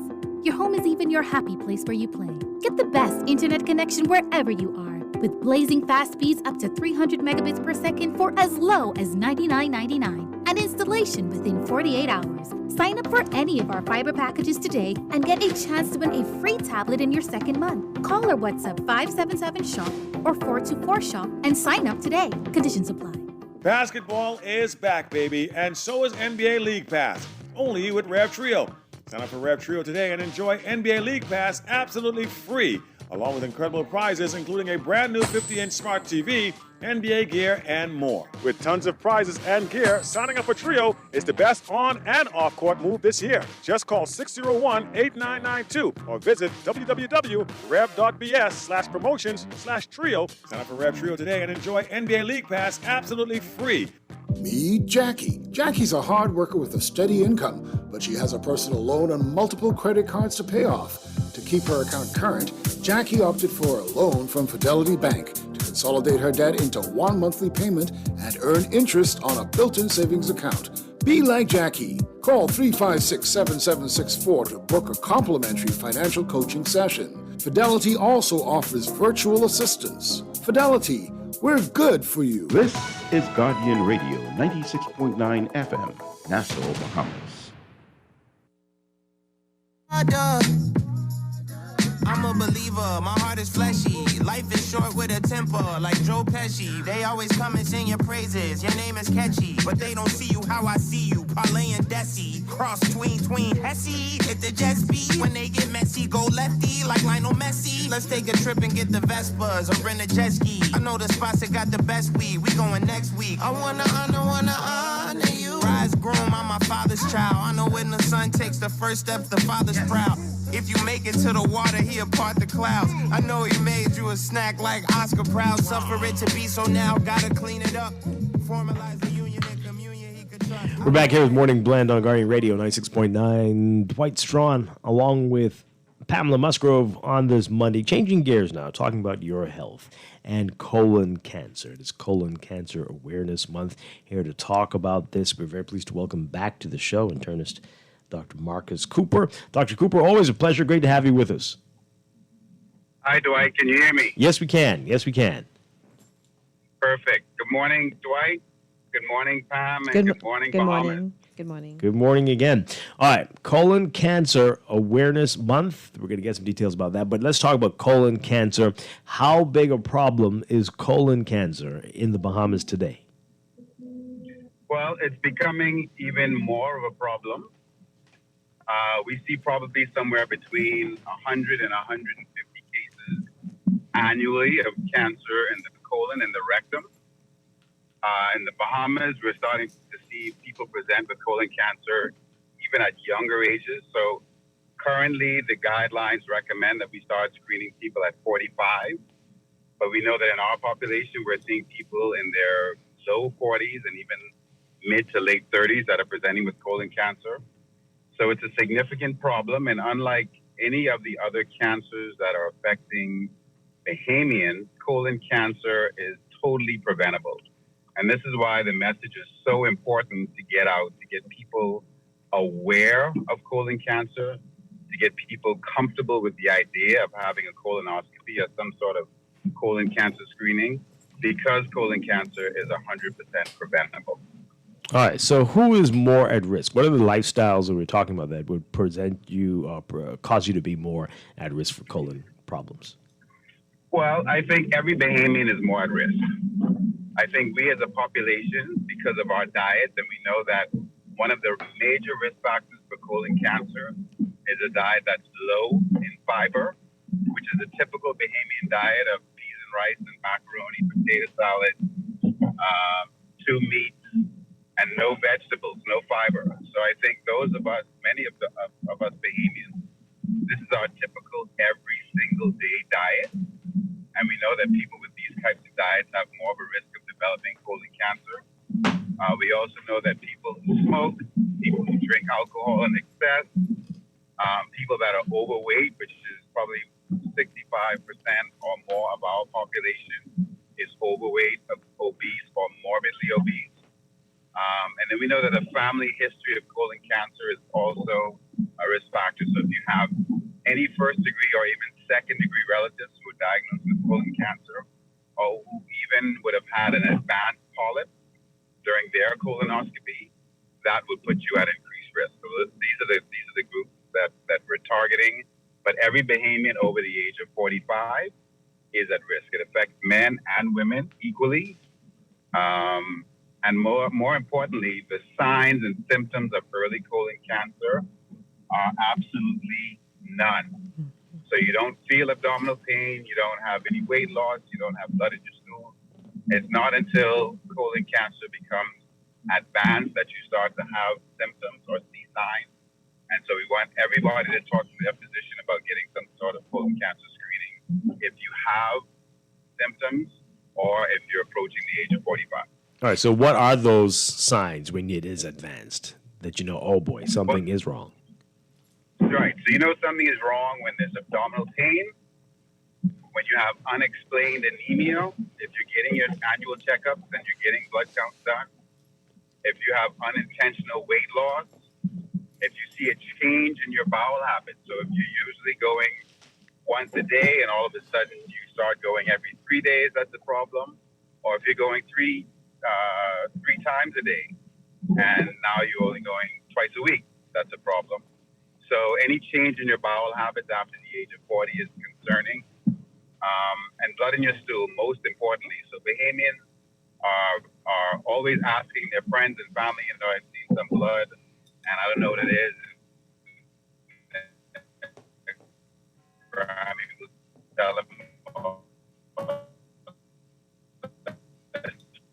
You are breaking. Hemorrhoids. You need to put some out. You need to drink some Ceratol. You still hear me? You're breaking up, but we're going to break for news, and we're going to hopefully get that connection sorted out, and we'll pick up the conversation with Dr. Marcus Cooper after the break for news. This is Morning Blend on Guardian Radio 96.9.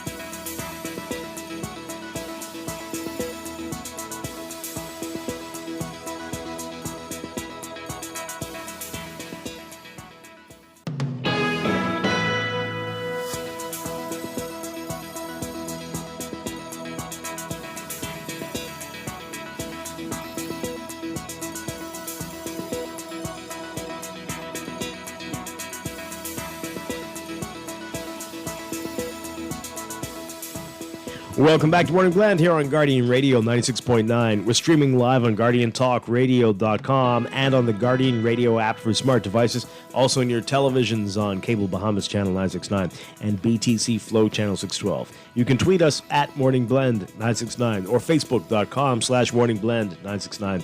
Text us 422-4796. Now at 8:22, time for another check of your weather for today, brought to you by Bahamas First Insurance.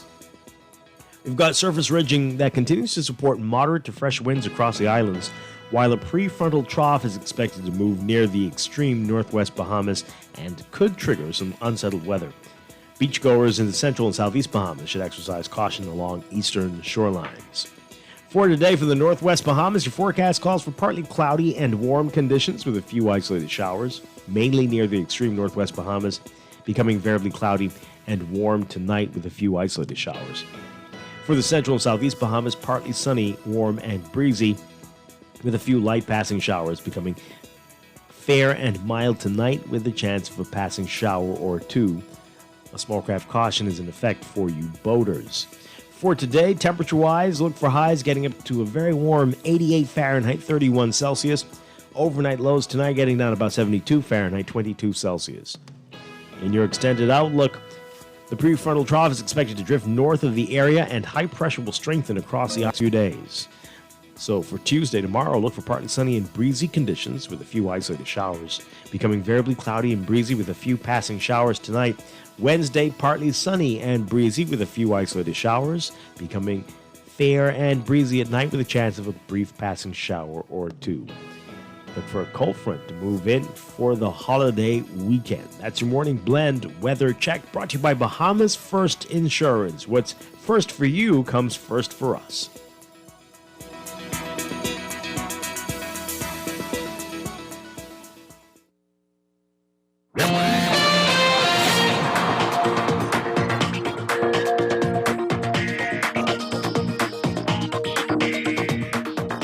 $8:24 the time for another check for your traffic for this morning, brought to you by RBC Royal Bank. In your real-time traffic, things not looking so bad out there this morning with a number of schools closed for Easter.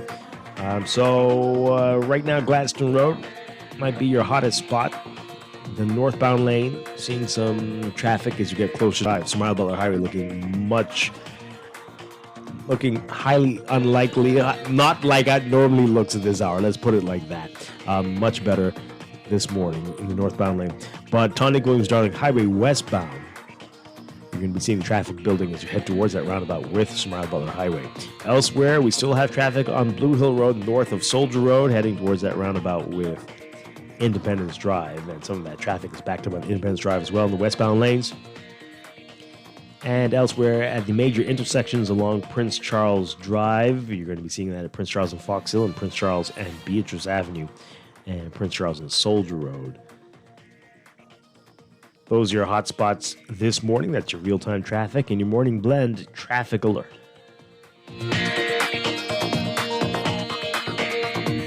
Your traffic alert brought to you by RBC Royal Bank.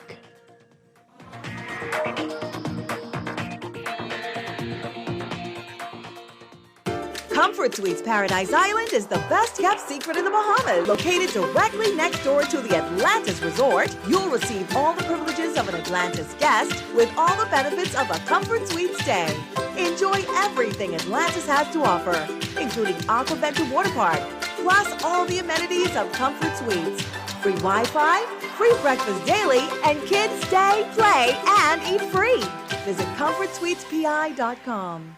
Gran, it was good to see you, but we've got to get home. Yep, we've got to let the dog out. Speaking of dogs, you won't believe who I saw the other day. Who? Honey. Remember Anton, Jeanette's oldest boy, the one with the dogs? With local claims managers, we pay your motor claims fast. We're like a goodbye at your granny's that doesn't take 30 minutes. We really got to get going. So soon? CG Atlantic Agents. Insurance, health, pensions, life. Good like that. Nassau Insurance Brokers and Agents Limited, trading as CG Atlantic Agents. This is Guardian Radio 96.9 FM, Nassau, Bahamas.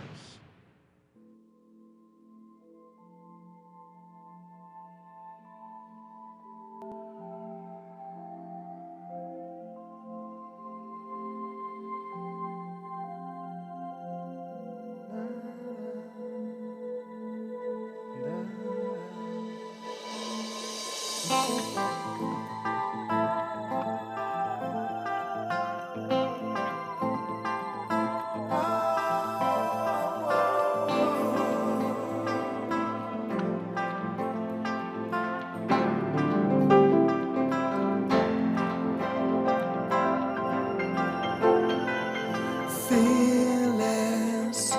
people, careless. And we're back here with Morning Blend on Guardian Radio 96.9. Dwight Strachan along with Pamela Musgrove. We are talking with Dr. Marcus Cooper, talking about colon cancer. And before the break, Dr. Cooper, you were talking about some of the signs when colon cancer has advanced to that stage, what to look out for when you do realize that you have a problem. Yeah. Can you hear me now? It's a better connection. That is better, yes. So, advanced colon cancer signs are abdominal pain, unintentional weight loss. So, you're not exercising, you're not dieting, you're losing weight, unexplained anemia. So, for people who get their annual checkups and they're getting blood counts, and the doctor is saying that you're anemic and that hasn't been explained, some women who are still in childbearing years will have anemia because of their menstruation. Other people with sickle cell will have anemia because of disease, but people who have unexplained anemia, particularly over the age of 40, should have that checked out. It could be coming from the colon, as well as blood in the stool. So blood in the stool is never normal. It's never okay to say this is just a hemorrhoid. It's never okay for someone to tell you, well, just take some fiber or take some laxatives or use some preparation H. Always have that complaint checked out by a healthcare professional because it could be something serious. So those are the major complaints that people will have when colon cancer has progressed and is advanced. Dr. Cooper, you said it's preventable. Colon cancer is preventable. But how many persons are walking into doctors' offices and requiring a colonoscopy just as a form of routine checkup?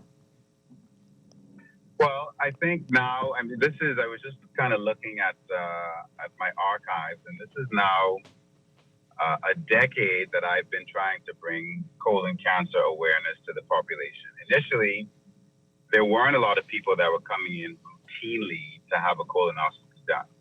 Now we're seeing a lot more, particularly in the month of March. People have gotten accustomed to having their colonoscopies done during March. We tend to have a campaign where we give a 50% discount on the cost of colonoscopy if you're doing it privately. And we're having lots and lots of people that are coming in routinely to get their colonoscopies done. In the public sector and the private sector are aware, people are less afraid, and so they're coming in and having it done.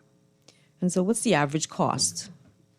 The average, if you're in the public system, I think it's $300 or $400. In the private system this month, it's about $1,500. And that includes the anesthesiology fee for the sedation that you'll receive. Colonoscopies are painless. We use sedation, not general anesthesia. So there are some conspiracy theories, just like the COVID-19 vaccine, that colonoscopies are painful. They're not. There are other conspiracy theories that there is a high complication rate. There is not. We have long-term safety data showing that complications associated with colonoscopy are less than 1%. And it's a very, very safe procedure. So is it covered by insurance?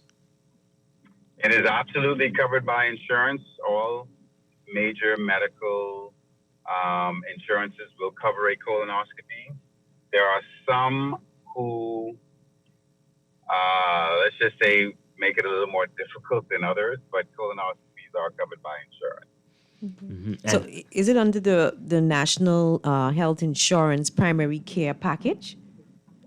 So that's a great question, Pam. Currently, NHI does not cover the actual colonoscopy. So we are moving now with NHI to cover colon cancer screening as well as other cancer screening such as breast, prostate, and cervical cancer screening. The NHI plan will probably include another form of colon cancer screening, which will be a stool test. And then those patients will go on to have a colonoscopy which will at some point be covered by the National Health Insurance Plan, but currently it's not covered under the Standard Health Benefits Package. How often? However, if you come to Princess Margaret Hospital, you will be able to get your colonoscopy done, of course. How often should you have a colonoscopy? Every 7 to 10 years, if you're healthy, if you don't have any risk factors, if you're considered to be average risk, those risk factors that would possibly shorten your interval to either every 3 years, every 5 years, would be that if you have a first-degree relative who's been diagnosed with colon cancer before the age of 60, or 2 second-degree relatives, if you have a history of some inflammatory bowel conditions such as ulcerative colitis or Crohn's disease, if anybody in your family has a polyposis syndrome where you have hundreds of colon polyps in your colon, those people would be at high risk and would have to have colonoscopies more frequently. But the average risk person, pretty much once every decade. So let's say someone were to go have the test done and you find there was a slight problem. Like, what type of medication or what would you advise that person to prevent them from having full-blown colon cancer? Do a colonoscopy and we find a small polyp, we remove it. And there's no medical treatment for polyps. If we find it at an early stage, we remove it. It takes less than 2 minutes to remove a polyp. If it's more advanced and it's an early cancer, or if it's cancerous, you have to have removal of that portion of the bowel, and you may be offered chemotherapy as well. But if we find somebody who has small polyps, we remove it. There are certain things that you can do to prevent yourself from developing polyps in the future, and that's by maintaining a high fiber diet, by losing weight, by exercising. There's some evidence that folic acid and low-dose aspirin help to prevent the growth of polyps. So these are some things that we can advise people to do to prevent themselves from developing polyps in the future, which may become cancerous. But of course, having that routine colonoscopy or colon cancer screening every decade, or if it's another form of colon cancer screening that's chosen, which is currently the NHI got test, and that's going to be every 2 years. But just making sure that you're getting screened is most important. And so that the polyp removal, that can be done at the same time as the colonoscopy, or you have to come back and have that done? Absolutely. It's done the same time during the same procedure. It only adds a few minutes extra depending on the size of it to the procedure. The procedure takes 20 to 30 minutes, and that's about it. So it's not painful. There's sedation that's required. It really is and can be a very pleasant experience. For some people, for most people, the most difficult part of the procedure is the day before, when you have to drink some stuff to clean out your bowels. Otherwise, the procedure itself is very comfortable, it's very pleasant, and we do a great job of making sure that people are comfortable during the entire process. All right, I want to talk about that day before process, but before we get to that, so if you see polyps, that does not necessarily mean cancer. That's what you're saying? That's absolutely correct. So we have different stages of polyps. Most of the polyps, when they're not large, will be non-cancerous polyps. We remove them, and your follow-up colonoscopy maybe in 5 years or maybe in another 7 to 10 years. Only advanced stage polyps will require a shorter interval, or if it's a really big precancerous polyps, it may require surgery. So there are many, many polyps that we've been removing this month that are benign polyps, and we remove them in just a few minutes, and patients go home and they don't have to have another colonoscopy for 7 to 10 years. And I mean, can there be such a thing? And what happens if there are like too many polyps? Have you seen a situation like that where you just see polyps? And what does that mean, and what do you do? So just on Friday, we had one of our patients, and she doesn't mind me calling her name. Her name is Andrea Darwell, and she's been a great advocate for colon cancer screening. She was diagnosed with colon cancer at the age of 30, which is very unusual. But she had what's called polyposis, when you do have hundreds of polyps in the colon. And these things start in adolescence. They're 10, 11, 12, and almost 100% of the time, these polyps will go on to become cancer, probably before these patients turn 20 or 25 or so. So in those instances, and we do have multiple families in the Bahamas that have this polyposis syndrome, where kids are diagnosed with these polyps as a teenager, and those persons will have to have surgery probably in their early 20s or in their late teens, and they have hundreds of polyps of polyps in the colon, much too many for us to remove during colonoscopy. They require surgery, but that's not very common. But we do have it here in the Bahamas, and if you know of a family member who had these polyps or had to have their colon removed at a relatively early age, then it does put you at an advanced risk. You're considered high risk, and you should talk to your healthcare professional about getting a colonoscopy. And there are warning signs for that, or other than knowing the family members have it? I mean, do they have? Usually there's some sort of bleeding. The indication that you may have that is that you see blood in your stool, and like I said, blood in the stool is never normal. If you're 12, if you're 18, if you're 25, if you're 65, if you're 90, it's never normal, and you should never make an assumption unless somebody has checked that out. And sometimes we see this in the teenage years, and we will pick up these polyposis syndromes and manage them accordingly. Wow. Okay. So how many persons on an annual basis have died from colon cancer in the Bahamas? Right. So we're seeing colon cancers, I would say somewhere between 120 and 150 a year.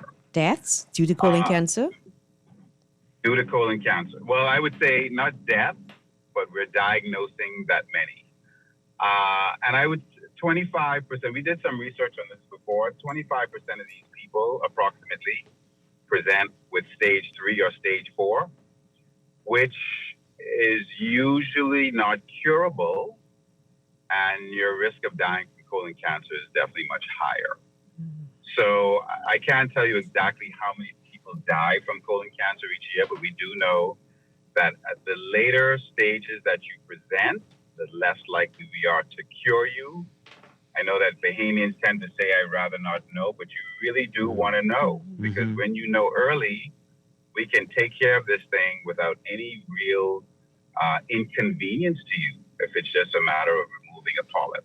Right. And you don't have to die from colon cancer when you get the screening done early. So you do want to know, and you need to get it done, particularly if you're hitting that age of 40 and 45. Start a healthcare person about colon cancer screening. So what happens when it gets to those later stages? The risk of it spreading to other organs is greater. Is that right? That's correct. So stage 4 means that it's already spread to another organ. So it's spread outside of the colon. The most common area that it spreads to is the liver. So once we see that colon cancer spread to the liver, it puts you in a stage 4 category, and your 5-10 year survival is really very low. Stage 3 is when it has spread to the lymph nodes. Generally, those persons will definitely need chemotherapy as well as surgery, and we do have, relatively good 5 and 10 year survival with stage 3. Stage 2, great survival rates, and stage 1, we pretty much can cure you if you have surgery early, and you may or may not be offered chemotherapy as well. Is there a push to probably get some type of colon screening? The regular exams, like for instance, persons who are paying for healthcare, you get your blood works, and I think they would do a urine test as well. Is there a push to get that because of the numbers being relatively high, to get that as a part of the routine screening, maybe once every 2 or 3 years, like a regular stool test? Yes, absolutely. This is the push. Like I said before, NHI, the National Health Insurance, which I'm the medical director for, is including colon cancer screening in its standard health benefits package. And that will include the stool test. So for everybody who's over the age of 45, they will be getting a stool test every other year, which is recommended by international guidelines. And this will be the first screening test that patients will get as a part of their free standard health benefit package. And if those stool tests come back positive, and what the stool test does is it detects blood when it's microscopic, when you can't see it, but there are blood cells that are in the stools that can be detected by this test, then that usually tells us that there's possibly one of these polyps, particularly an advanced polyps, and this person needs to be referred for a colonoscopy, which will also be covered by NHI, and we'll be able to detect these things early as opposed to late when we can do something about it without much inconvenience to the patient. So there's definitely a push, and NHI has taken on the mandate of cancer screening, like I said before, not only for colon, but for the other three cancers that primarily affect many Bahamians, which is breast, prostate, and cervical cancer. So those are going to be included in the standard health benefits package screening for those conditions. Can the NHI regulators work with the insurance company for private health care holders to get that as a part of the regular screening? Absolutely. So, I mean, without getting into that conversation, the standard health benefits package will be carried by the private health insurance as well. Okay. So they will be managing that for patients who have private insurance, but everybody will be eligible to get those cancer screenings. Mm-hmm. So yes, we do intend to be working with the private insurance to make sure that these cancer screenings are done. Bahamians, we have a very unhealthy population. Yeah. And people get sidetracked with COVID and swine flu and all these other things that kind of pass through. But we are a very unhealthy population, not just because we're dying a lot of cancer, but the non-communicable diseases such as high blood pressure and diabetes and kidney failure, it's killing Bahamians by the thousands. Yeah. Dwight and I were just talking about, how a lot of persons have lost a limb due to diabetes. You don't hear about it a lot, but when you see someone walking, someone in a wheelchair or someone walking part of their legs cut off, in a lot of cases, that's due to diabetes. Yeah, and most people don't understand the relationship between having high blood pressure and diabetes and death. Yeah. And having heart attacks and strokes and being on dialysis where you have to come in and be dialyzed 3 times a week. People don't see the relationship between, my blood pressure is high, but I'm not claiming that. And then ending up with a debilitating stroke where you can't move the left side of your body. Yeah. They don't see it. And so we continue to wait on the fast food lines for an hour. Mm-hmm. And we continue to have those diets that are high in fat and carbs and red meat. And we just don't see it. And so, there needs to be this education for Bahamians to realize that this stuff is killing us. Yeah. Mm-hmm. By not claiming it is not going to make a difference. But you have a lot of people with insurance and that would cover a colonoscopy who aren't in their 40s. They aren't taking advantage of this test. Is that right? That's absolutely right. Some people are afraid. People have to wrap their minds around it. They've been told by somebody that they heard that somebody had a bad experience and they don't want to have it done. They feel like it's invasive. There are lots of myths and apprehensions involving colonoscopies and other types of just seeing the doctor. A lot of Bahamians will say, I don't like doctors. I don't want to go and see a doctor. And they just, go on living life until they have a problem. But we really need to get more comfortable with having these tests done because they can prolong your life. Mm-hmm. Yep. Okay. So let's go back to the colonoscopy itself. And you talked about it that day before, that dreaded concoction that you have to drink. Let's talk about that, what that is and what you're required to do and what you aren't allowed to do before you have a colonoscopy. Well, it's not so much of a dreaded concoction. It tastes like pineapple juice. Really? Well, not quite. I mean, a little.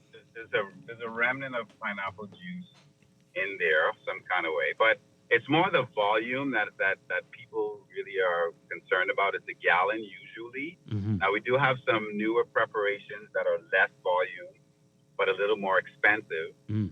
But we give you many hours to get this thing down. You're on a liquid diet the day before. What color is it? It's clear. It's Oh. just a powder in a bottle, and you add water. I usually tell people to add something like clear Gatorade to it to give it a bit of a taste and to put it in the fridge and then sip it like a cocktail. So we give you the instructions on how you need to take it.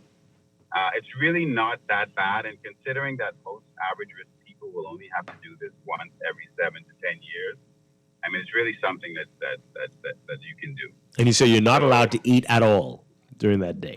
You're not allowed to have any solid food the day before. A clear liquid diet, which consists of things like tea and coffee and clear juices and Gatorade and broth.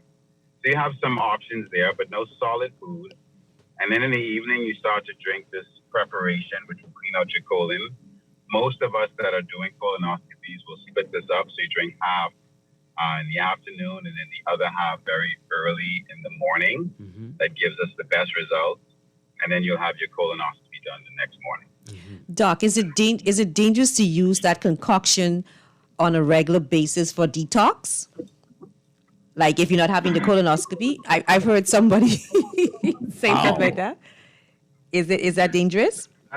That's a loaded question, Pam. I mean, I don't believe. Oh Lord, let me not say that. I'm really not an advocate for detox because if you think about it, right? If you clean your colon today, your colon is only. So if you eat tomorrow and you put some, stuff in there, some cracked conch and some deep fried chicken and some macaroni and potato salad and all the things we love to eat, your colon is no longer clean. So detoxing for one day is not providing any long-term benefit. A high-fiber diet and lots of liquids and exercising to keep your bowel movements regular is the best detox that you can get. And you need to do that on a regular basis, not just cleansing out your colon once every 6 months or 3 months and thinking that you're going to have some lasting benefit from it. So I'm not a believer in the detox. I don't think that there's any good scientific evidence that it is going to improve your health in any way because it's just not a lasting benefit.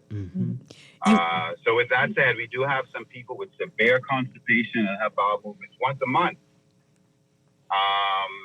And they want some more aggressive colon cleansing, high fiber diet. But still, I don't think that the detox or the colon cleanse really provides any lasting benefit. Now, you were exaggerating when you said once a month, right? That was... I was not exaggerating. Okay. I am not exaggerating. Not at all. Once a month, once every 3 weeks. I see this all the time. And there are people, when I give talks, I talk about women who tend to train their bowels not to go when they're in an uncomfortable situation or when they're at work or when they're not at home or whatever. And so you override that natural reflex for your bowels to empty when it gets full. And your body then starts to ignore the signals that your bowels is full and it needs to be emptied. And so over years, as teenagers and as young adults, women in particular tend to develop these very poor bowel habits because they've trained their bowels not to go unless they're at home. And that sometimes will result in people having bowel movements every 2 weeks or every 3 weeks or once a month. So yes, we do see it. I'm not exaggerating. And it has a lot to do with eating habits, dietary habits, and lifestyle. Is someone like that more at risk for colon cancer when you have habits like that, when you have infrequent bowel movements? Yeah, so we know that fiber sort of regularizes your bowel habits and it keeps you more regular. So diets that are low in fiber have the opposite effect, which is what is associated with an increased risk of colon cancer. And if you think about it, the things that we eat, particularly here in the Bahamas where everything is imported, lots of preservatives, lots of pesticides and herbicides and dyes and all of these. Good evening, Bahamas. Go on, Doc. You're good. All these unnatural that are in food, the longer that's in contact with your bowels, the more likely it is to incite an inflammatory reaction, which will then go on to cause polyp formation, and these polyps will grow and become cancer. So if we're eating lots of processed foods that have all these things in it, and you're not having frequent regular bowel movements because your diet is low in fiber, then absolutely we can see how we're going to have more rates of colon cancer. And this is typical here in the Bahamas. Some people think it's politically incorrect to release your bowel at public, in a public restroom or a restroom that's not at home. I mean, that's what the bathrooms are for, right? So can you dispel that myth for persons who think you shouldn't use, I mean, once it's up to standard, but you shouldn't use public restrooms to release your bowels? Well, I mean, I understand that problem because a lot of times the public bathrooms, once they're up to standard. Yes, they're disgusting. But if you do have, listen, everybody moves their bowels. It's not like something that some people do and other people don't do. And so I know people like to feel comfortable and be in their own home. I get that. But at the same time, you know, if you have the urge to move your bowels and you hold it all day, sometimes when you get home, you don't even have the urge anymore.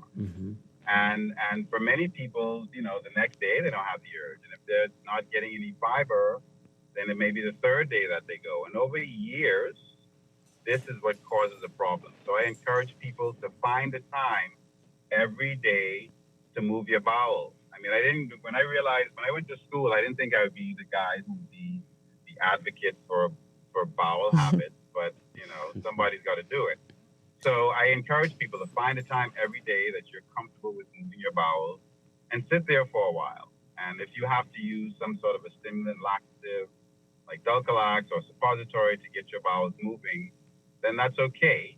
But you want to do it every day so that your body gets used to moving your bowels every single day. And for some people, it may not be every day, it may be every other day, but you definitely don't want to be so irregular that it's once a week or it's once every 2 weeks or once a month like we sometimes see. So you're advising that sometimes you may not feel like you want to use your bowels, but that you should still go and sit and wait? Well, for those people who have to retrain their bowel habits, that's something that I do recommend. I don't encourage people to go and sit and just, you know, surf social media and Facebook and sit there for half an hour, because that creates other problems, other perianal problems like hemorrhoids, particularly if you're straining. So you do kind of want to wait, and if you have normal bowel habits or if it's every other day, you do want to try and have a time that you set aside to do that, so your body gets used to emptying your bowels at the same time, and that you don't have to run into these issues where you're at work and you have to go and then you have to hold it and you don't go and all that kind of stuff. We have a lot to get to today, Dr. Cooper, but we've got a question here. Somebody's asking, and you think people know about this stuff, but no, you can't assume these things, I guess. Somebody's asking, what are some good examples of high-fiber foods that we can find here in the Bahamas naturally? What do you recommend?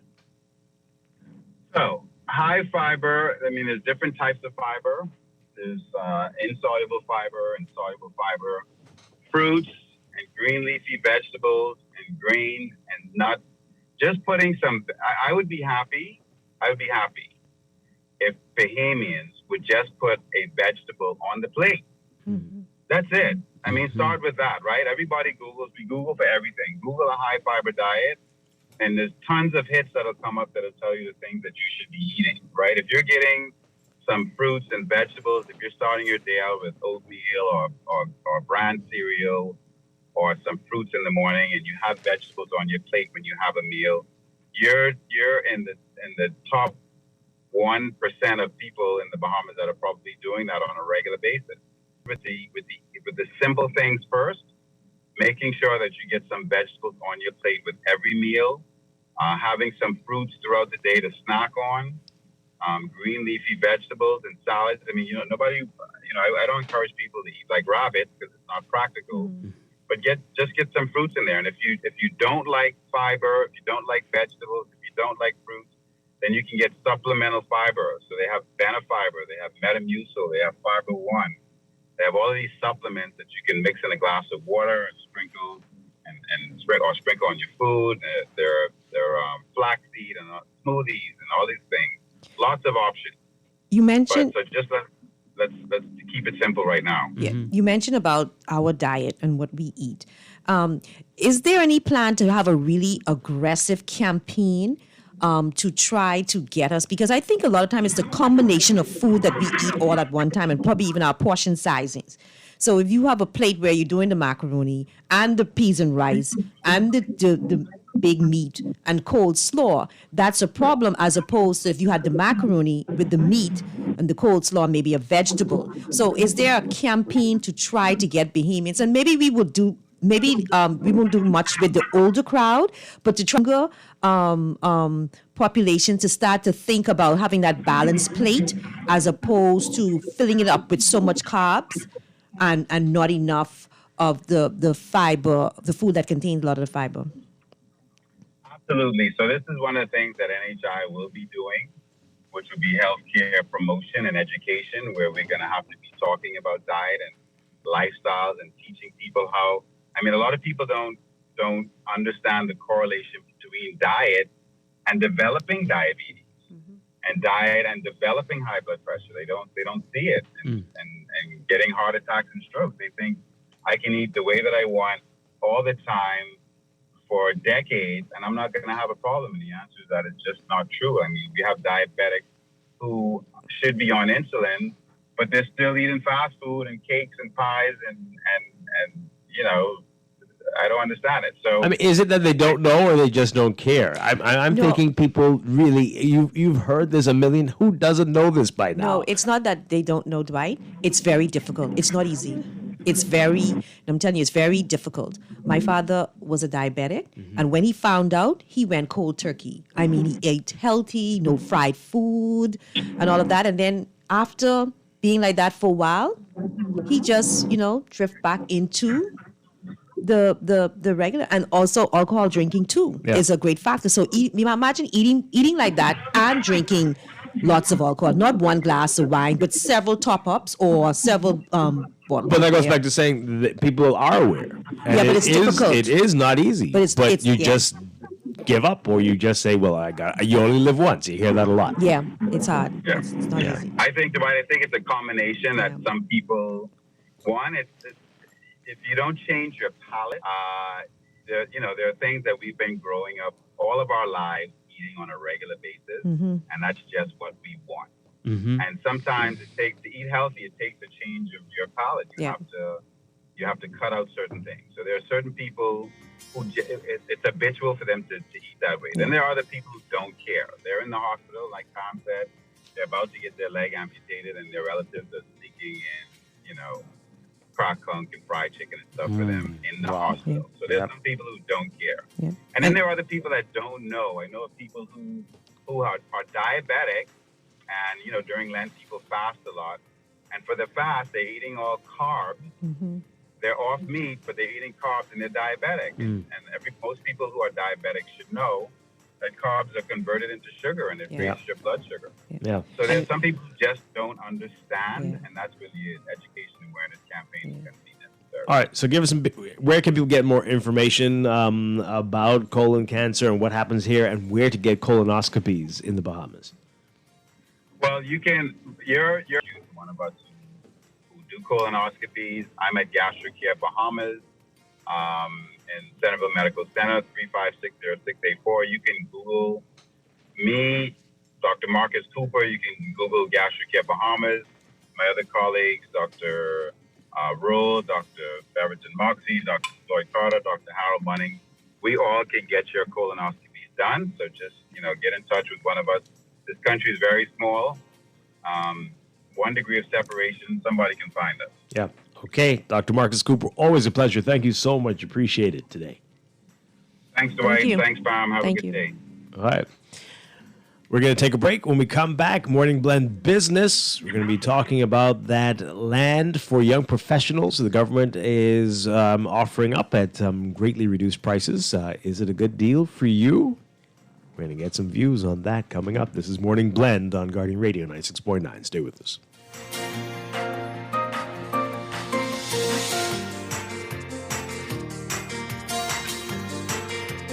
Wake up, yeah. Wake up, it's a new day.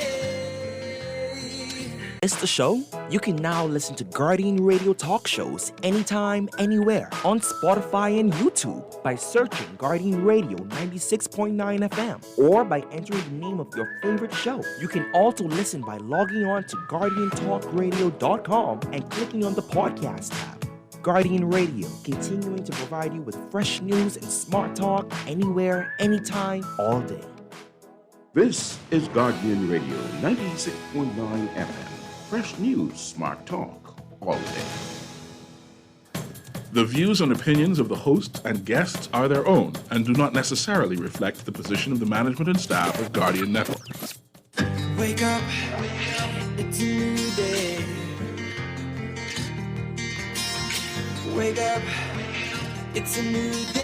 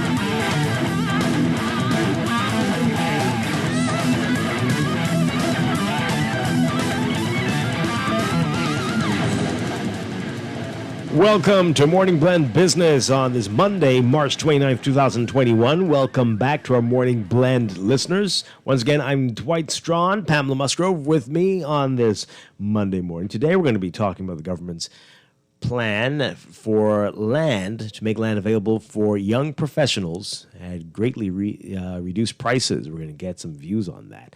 One real estate agent has worked out, I guess, the pros and the cons, the things you need to keep in mind if you are interested in this. We're going to talk to him about that this morning. But first, it's time for your morning business report brought to you by CFAL.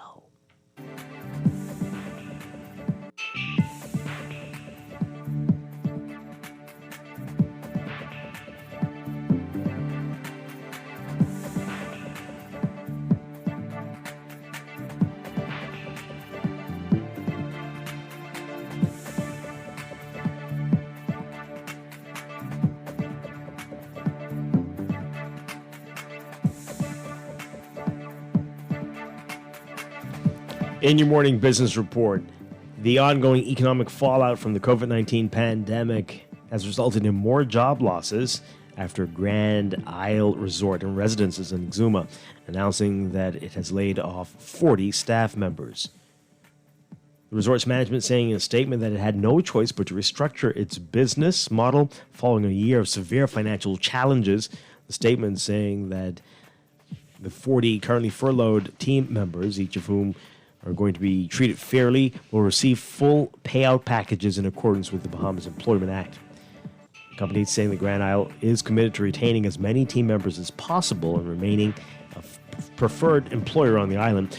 The Minister of Labor was informed of the matter, we're told, and will look forward to an amicable resolution in this regard. Grand Island neighboring resort Sandals Emerald Bay are the primary employers on Great Exuma. PLP Deputy Leader Chester Cooper, who is a member of Parliament for the Exumas and Ragged Island constituency, saying it's hoped that more opportunities for employment throughout Exuma will come on stream as bookings pick up for the remainder of the year for the summer season. The Central Bank of the Bahamas stating it expects all 9 of its payment service providers authorized to distribute sand dollars to be fully interoperable by this week. It added that it is finalizing the technical integration of the digital currency with commercial banks. The central bank noting that the payment providers or authorized financial institutions that have already adopted the central bank application into their platforms have already satisfied interoperability, while other institutions, which are using proprietary apps, are expected to meet a March 31st deadline. While the Bahamas continues to smack its chops over the opportunity to become a home port for cruise lines, Florida's Governor Ron DeSantis is threatening legal action against the U.S. Centers for Disease Control and Prevention and a heavy-handed approach to getting the federal body to allow cruise lines to begin cruising from Florida ports once again. According to an article on ABC.com, representatives from Carnival Cruise Line, Norwegian Cruise Line, Disney Cruise Line, and Royal Caribbean International joined DeSantis and Florida's Attorney General at Port Canaveral this weekend to voice their concerns over the CDC restricting cruise travel for more than a year now. The article stating that Moody is exploring, this is the Attorney General, exploring the state's legal options to get the cruise industry back in business, the cruise industry being a big money earner for Florida. Workaround cruise lines have had to put in place, some workarounds to resume cruising this summer, namely choosing a home port vessels like the Bahamas and Bermuda and having their customers fly from another country to board. You can read more about this in today's Guardian Business section. An acreage of West Bay Street near Saunders Beach, owned by the U.S. State Department for almost 50 years, is now listed as a commercial tourism opportunity and is on the market for $3.1 million. That's according to a statement on the sale from Engel and Volkers Bahamas, which represents the property. The property is recognized only by a 560-foot-long, 8-foot-high white wall for those who've never had the privilege of stepping foot inside the heavily secured area, which is used predominantly as a residence. We're told the property has served a number of purposes for the State Department's operations in the Bahamas, and the decision to sell the property aligns with plans coordinated between the U.S. Embassy in Nassau and the Bureau of Overseas Buildings Operations. Local company Engel and Volkers Bahamas, in concert with the CBRE Incorporated, has been selected to represent the sale of the property. You can read more about this in today's Guardian Business section. Overseas Swiss bank Credit Suisse saying today it may have suffered a highly significant loss from a default by a U.S.-based hedge fund on margin calls that it and other banks made last week, while Japan's Nomura saying it could face a loss of $2 billion due to an event with the U.S. client. Credit Suisse didn't identify the significant hedge fund or the other banks affected or give other details of what happened. News reports identified the hedge fund as New York-based Archegos Capital Management.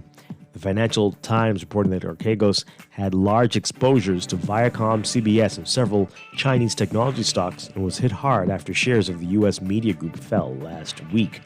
A margin call is triggered when investors borrow using their stock portfolio as collateral and have to make up the balance required by banks when the share prices fall and the collateral is worth less. Credit Suisse saying that while at this time it is premature to quantify the exact size of the loss resulting from the exit, it could be highly significant and material to first quarter results. Closer to home in your Market Watch recapping trading from last week, the local market ended the week with 71,981 shares crossing the exchange with 30 trades to accumulate a value of $278,057. The BISX All-Share Index gained 36.55 points, or 1.91%, to end the week at 1,948.01. Year-to-date, the index is down 144.45 points, or 6.90%. The week's volume and value leader was Commonwealth Bank, moving 53,475 shares in 15 trades with a value of $151,748. That's your Market Watch. And that is your morning business report, brought to you by CFAL, growing wealth for future generations. And tune in tonight for CFAL Talks, 6:30 p.m. right here on Guardian Radio 96.9.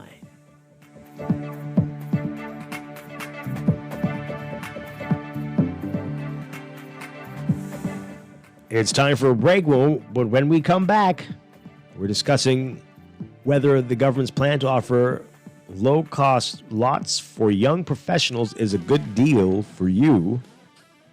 That's when Morning Blend Business returns here on Guardian Radio 96.9, your home for fresh news, smart talk, all day.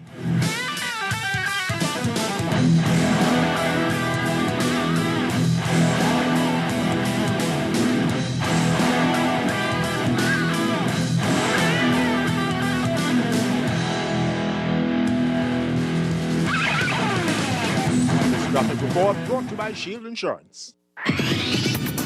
And upon a look at traffic this morning, and the after 9 look is encouraging. So Alabama Highway stood out today since over the past hour, there hasn't been any serious congestion and delays along that thoroughfare. Police assistance this morning in that $20 million roundabout has been very successful in keeping the traffic delays over there at a bare minimum. By sharing access to the $20 million roundabout with the corridors that are coming into that circle, the efforts there have apparently paid off. And it also has an effect over the entire southwest corridor, seemingly, as Gladstone Road. Still having traffic delays over there getting out off JFK, but they too never got to some of the extreme lengthy backers that we normally see over there. And the ride out along Carmichael Road getting onto Blue Hill Road, not bad either. The ride in along West Bay Street has a full complement of traffic, so you will be taking your time coming into the city over there. And a number of intercity routes, not yet crowded, just active and have minor delays getting through into the intersection. Leaving the Eastern Road right now and leaving Burnett Road has not been bad either so far. Active, but no discernible congestions as yet. In the past 48 hours, over the weekend, police have been called out to 13 accidents, 2 with injuries and 1 hit and run. Also, road construction projects are still out there and still active in a number of locations, including Wolf Road that's joined the fray now. So you want to be careful out there and on the lookout today for those stop signs and diversion signs while the workmen are in the streets. This National Traffic Report is served with Dr. Danny Johnson Associates at Foot and Ankle International, who offers the simplest and safest treatment for painful flat feet, bunions, hammer toes, sports medicine, and more. Visit Foot and Ankle International for relief. They're located at Deanston atop the hill at Fort Charlotte. Call them at 322-5402. That's 322-5402 for more info. With your Randy Sky look at traffic in real time, I'm PANN. Your home is where your heart is, but it's more than just shelter. Your home is your workplace. Your home is school for your kids. Your home is even your happy place where you play. Get the best internet connection wherever you are with blazing fast speeds up to 300 megabits per second for as low as $99.99 and installation within 48 hours. Sign up for any of our fiber packages today and get a chance to win a free tablet in your second month. Call or WhatsApp 577-SHOP or 424-SHOP and sign up today. Conditions apply. Imagine. That's where every advancement begins, with an idea that things can be different, better, now. Imagine a world where your entertainment experience was all about you, your style, your show, at your budget. At Rev, that's what we've imagined. To join the conversation and learn more about the future of Rev TV, visit us at rev.bs/imagine. Screws and Fasteners World, Balfour Avenue and Palm Beach Street, has those hard-to-find fasteners for you right now. You can find stainless steel regular hex, carriage bolts, galvanized bolts, threaded rods, nails, self-tap screws, sex bolts, anchor bolts, turnbuckles, masonry tools, hand tools, and weed whacker strings. Check out the rope selection and car body fasteners, too. Special orders are welcome. It's your #1 fastener store. Screws and Fasteners World, Balfour Avenue and Palm Beach Streets. Call 326-1976.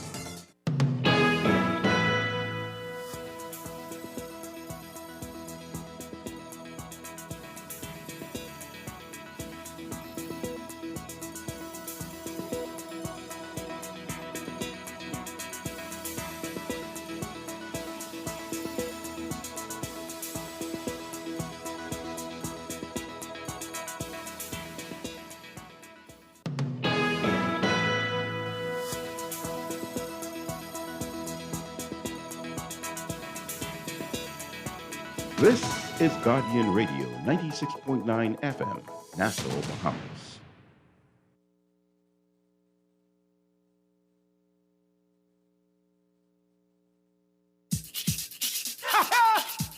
Give me! Hey! Reckon scrap! Hey! Miami! Woo! Come on! Bring it! Woo! Oh, go! Woman pull up to Miami airport door with the biggest box I ever saw. She said, take this down to Bahamas there. You get a big, big tip once you get it there. Nah, you know, I just wait for tips. But it's this weight me broken up my hip.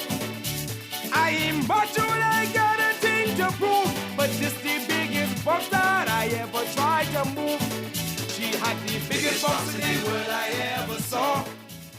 We are back here with Morning Blend on Guardian Radio 96.9. Dwight Strachan along with Pamela Musgrove. And hey, it's what everybody seems to be talking about. Last week definitely got a lot of attention. The folks giving their views on what the Prime Minister announced last week in the House of Assembly about making land available for young professionals to buy at deeply discounted rates. And it sounds like a great deal, but not everybody seems to be very excited about it. In fact, some unusual words being used like discrimination, discriminatory, and unfair, I heard somebody say. We're going to talk about it in depth. We started last week. We're going to talk about it in depth this morning.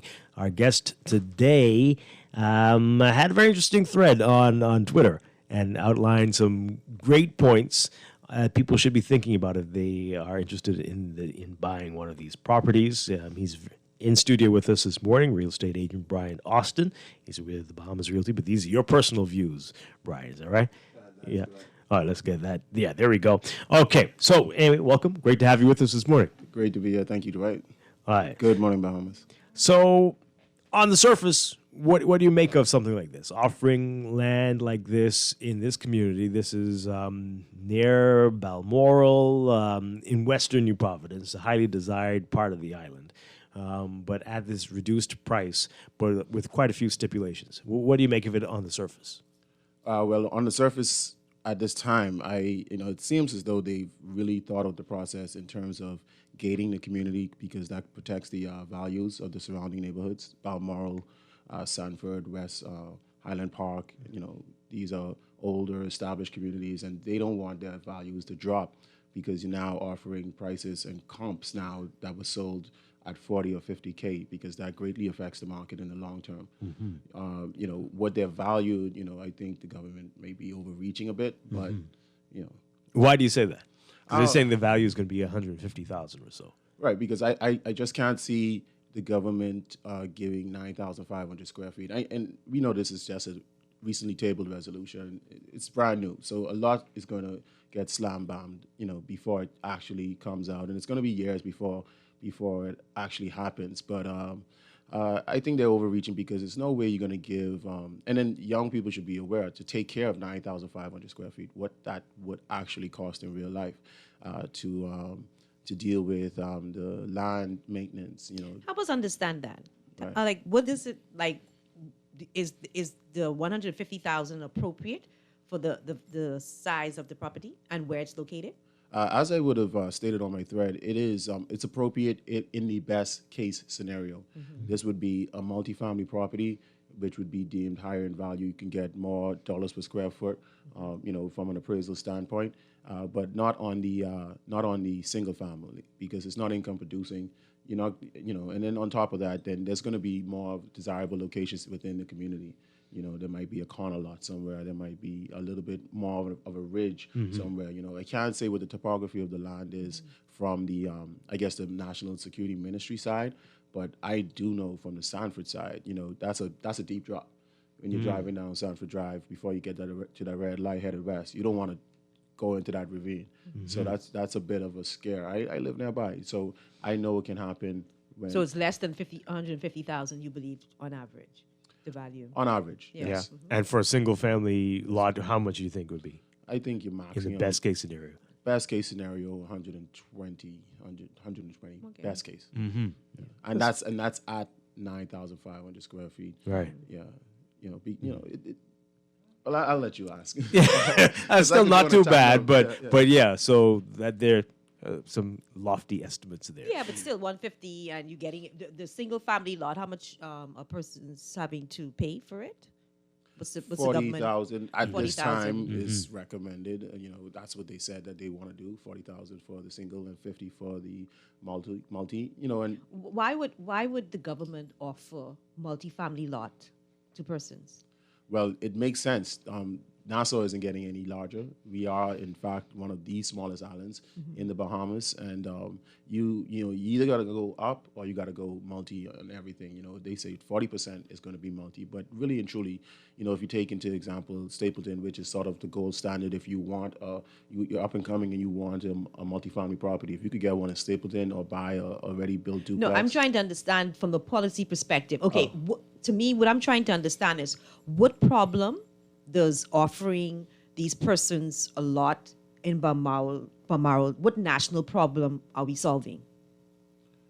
Well, I mean, you essentially giving people a piece of the rock, Mhm. you know, that may not have been able to afford in that particular location. Right. Right. And so if you need a piece of the rock, why multifamily? Why would the government take tax dollars, because you're valuing the land less than what they really worth, to give somebody to a piece of the rock to get multi? It should be just to provide affordable housing to persons in that area that persons can apparently afford. But why multi for them to be able Well, to lease it and make I get it. additional Hopefully money? one day a government official will be here to answer that one. But I guess let's define what multi means. How far can you go with multi? Is it only you can build a couple townhouses, or can you build a triplex, a quadplex, a fourplex, fiveplex? How big can you go with multi generally around here? Well, you can go 4 or 5, but on a 9,500 square foot lot, you can comfortably put 3 to 4 units. Mhm. You're around 7,500 for 3 units, 6,000 for 2 units. And just to go back to the Palms question about why multi, if you look at what's going on right now, people are losing their homes during the recessions and pandemic and things of that nature. To have an income producer next to you, that's just the way to go. You know, people of old, if you have a single family home, I have clients, millionaires that have done well for themselves, living off of retirement and pension, don't have to ever, spend any of their real income. And they have in their larger homes in some of the more established communities in Prospect Ridge and Skyline, they have little income producer next door, and they depend on that. Yeah, I understand that for me personally. Me personally wanting multifamily lot as a future investment, Right. but government giving concessions, taxpayers' dollars Okay. to somebody to buy multifamily lot in an upscale area, I have a problem with that. Why is that? Yeah, I have a problem with that because I think You government sound like a ought to- hater, Pat. No, I No? know it's not a hater. I think when we talk about our taxpayers' dollars, we have to really scrutinize government in terms of what they do, right? So there are persons who probably are not professionals, but they want to have access to affordable housing, and they can't, because nobody's offering them concessionary property. Let's say Nassau Village, or let's say Golden Gates, Right. or let's say South Beach. You're saying But- people that are over the age of 45? Pardon me? You're saying No, I'm just saying people in general. I have a problem when to me, it's like an elitist type policy when you're offering certain people who probably want to live in a certain area, but probably cannot do because it's too expensive. Right. So they deal with that problem. How do you make land more affordable for Bahamians, young and persons who can afford it, as opposed to zooming in on a certain crowd to give them their dream home in Balmoral? Well, I think it's a certain age group. It's not a certain crowd. They're not going to tell a foreman who's between the ages of 18 to 45 that may not be a white-collar professional. No, I don't assume. How are you going to police that, Right, that's coming up a lot. People questioning this term professional, but I don't think it's not white collar. It's I marketable. think as long as you have a job, you are working, you will be able to pay this. Yeah, you have to secure funding, because I know somebody that already started the process, and they have to provide proof that they're able to get the funding from a financial institution to do it. Which is probably almost impossible, because there's no real pre-approvals here in the Bahamas. You can't get that real final approval until you put in that sales agreement and that appraisal. My point, but you see how difficult this is, and what exactly are we trying to do? Like, which financial institution is gonna? Some young person says, "Well, I want to go after that property that the government is offering.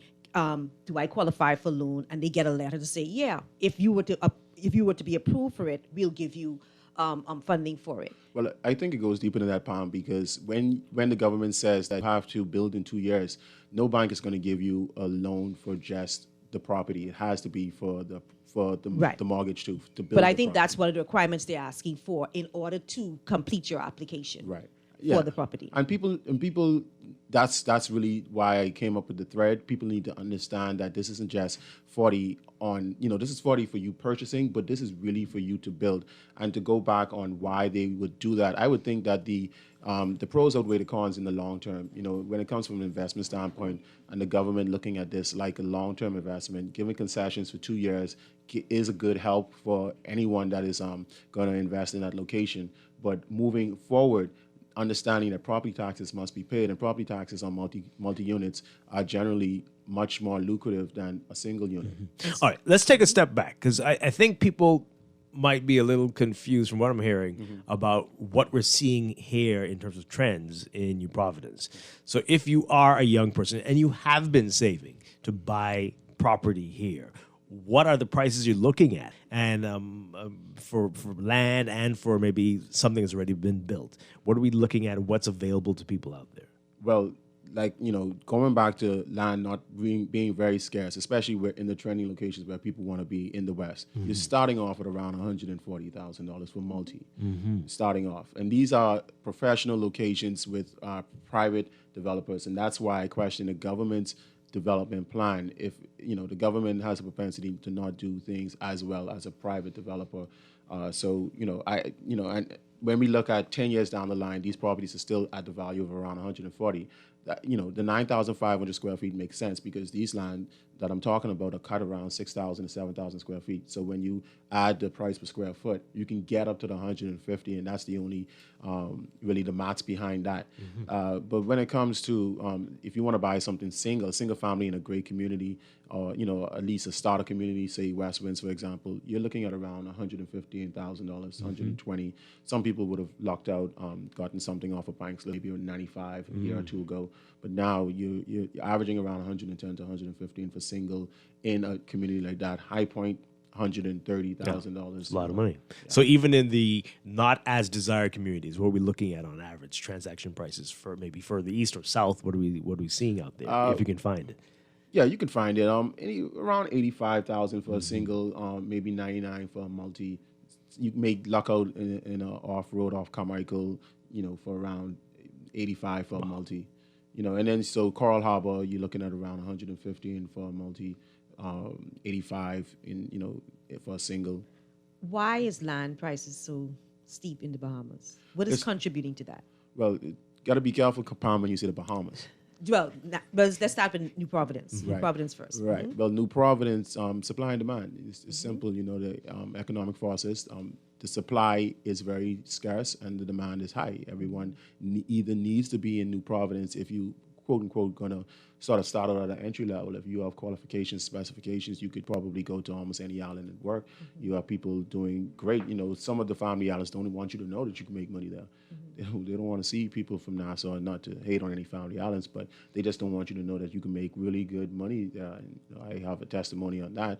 But it's just supply and demand. It's the simple market forces and the cost to build. Concrete prices are high. If the government wants to do anything long term, really just cut custom duties on all building costs. But that's another topic. Right. And so, what are the prices like on, let's say, more up and coming populated islands? What are the prices like in terms of, and how easy it is for somebody to secure property in these other islands? That's a great question. I've tried to build my career on trying to give back, quote unquote, because people say, "Oh, you sell in the Bahamas," when you sell $500,000 piece on oceanfront in Exuma or so, but there's $10,000 pieces in Exuma that professionals could buy right now. I always tell friends of mine, listen, you have 10,000. Know where 10,000 went in a year. Put it on the land, and that's always going to grow. That's always going to be there because you wake up and it's January and it becomes December. You don't know where you spend $20,000. You don't know how you spend $15,000.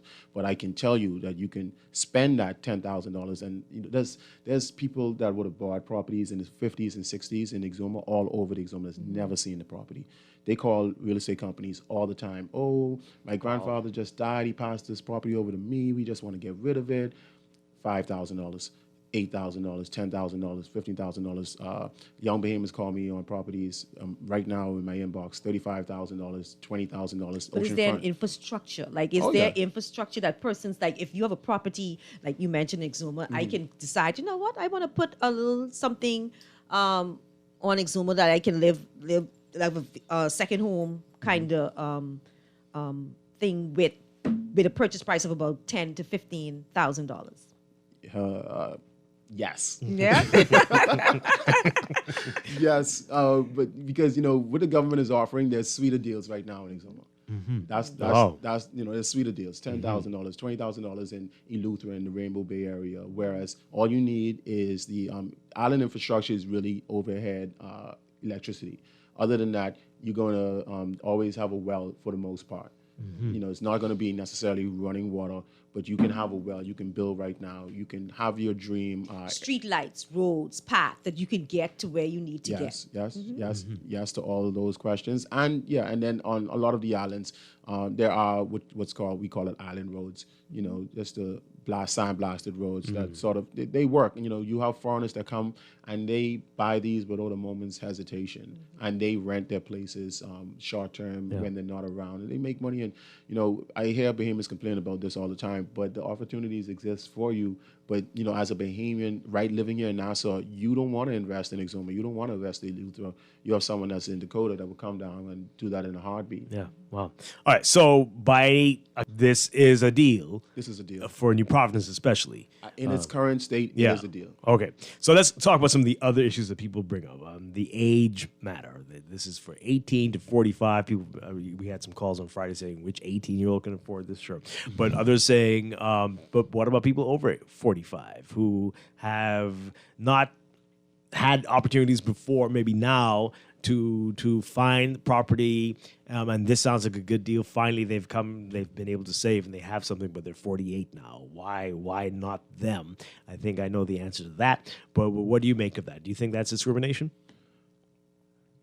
It's marketed for young adults. Now, there's always been the housing projects that these individuals could have always taken on, but this is marketed for young adults and the generation of people that's going to take this country forward for the next 40 to 50 years. So when you look at the long term, with the propensity of life to be anywhere between 75, that might be a little bit, reaching, So when you look at that, it's marketed for young adults to help the Bahamas to grow, and that's my take on it. Yeah, and it just comes down to numbers, right? I mean, you are getting up to 50 or close to retirement age, and you might not be able to pay off what's left if you have to get a mortgage for this. But there's a blessing in that too. If I was in that age bracket that I didn't qualify, and I have a son or a daughter that's 20, I would co-sign with them, and this is the family home.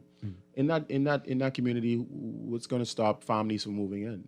Nobody's going to stop the family that's 50, retirees. It seems like a great retiring community too. It seems like that sort of community where people can downsize and retire. They may have always wanted to come west and retire, and they can help them. They can put a property in their younger grandchild's or someone's name. They're doing the deed is in their name, so legally it's theirs.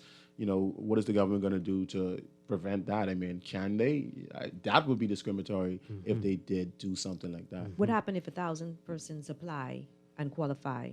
Well, I'm pretty sure 1,000 persons have already applied and qualified, and that it's not. It doesn't stop there. Per the government statements, and all of this is obviously just preliminary. They've already identified 2 other locations in New Providence per their statements, and I think this is sort of the beta, and they're going to see where they go from there. Well, maybe it'd be better to go in the family island. You say they're reasonably priced properties in a lot of these family islands, and they're affordable, and they have the infrastructure. So maybe as a part of our overall development, offer some of these properties in the family islands or on government crown land. When are these people going to work? They're going to do their work on Zoom? But I mean, if you're talking long term in terms of development, maybe that's an option. Or you can, if you offer in New Providence, offer some people the opportunity then to purchase. Right. I just have a problem with using taxpayers' money for a select few, a select segment. I think the problem that we are not solving in the country is access to affordable housing or property for persons or Bahamians. And I think it's in my mind, it's a form of discriminatory that only the select professional, quote unquote, professional crew can have access to Balmoral without dealing with the overall problem that we have. Well, 2 things there, Pam. I'm pretty sure there's somebody that was a part of this planning, this resolution, that's dying to get on this call right now to say that we have announced that we have also identified locations in Eleuthera and Abaco as well, which is what they said. Back to what you said about the Balmoral, I just want to be clear that this is not the Balmoral. those are all marketable statements that the Prime Minister would have made. Young professionals is a marketable statement. Next to the Balmoral and Bahama is a marketable statement. These, when you look at the plot of land that was identified, there is a buffer between Sanford Drive and the plot. So, which eludes that there would be no access way from those locations. Obviously, that would be a sucker punch to everyone in the West Grove, West Glade, Highland Park community, Vista Marina. Yeah. All right. Somebody saying why not say this should be for first-time buyers, first-time owners, as opposed to young professionals? Would that not have been a more effective way to target? Right. To target folks for this. What do you make of that? And let's zero in on the differences there. Well, this is my statement on that. The government knows what they're doing in that regard. They put it out there, and then now they're going to use us as their think tank to make it right. There's somebody from the opposite side in the Senate that's going to be taking all of these notes and then going to put those, and that's how when this resolution is finally finalized, and it could be after quote unquote silly season. However that happens, and obviously another party can come in and do something totally different. That's when this is going to be finalized, and I suppose, and all of those points will be put forth, and the first resolution of this is going to look totally different when it comes out the other end. Yeah, I know. We have to say we did reach out to representatives from the government to come and talk with. They don't seem to be interested in talking about it yet. So maybe that's exactly what you're saying, Brian.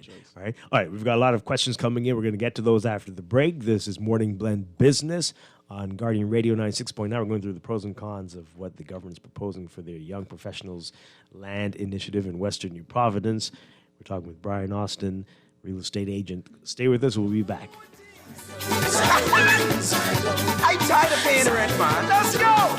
To get this done real estate, now it will mean a lot. There's so much I can do with that same little spot. Whatever.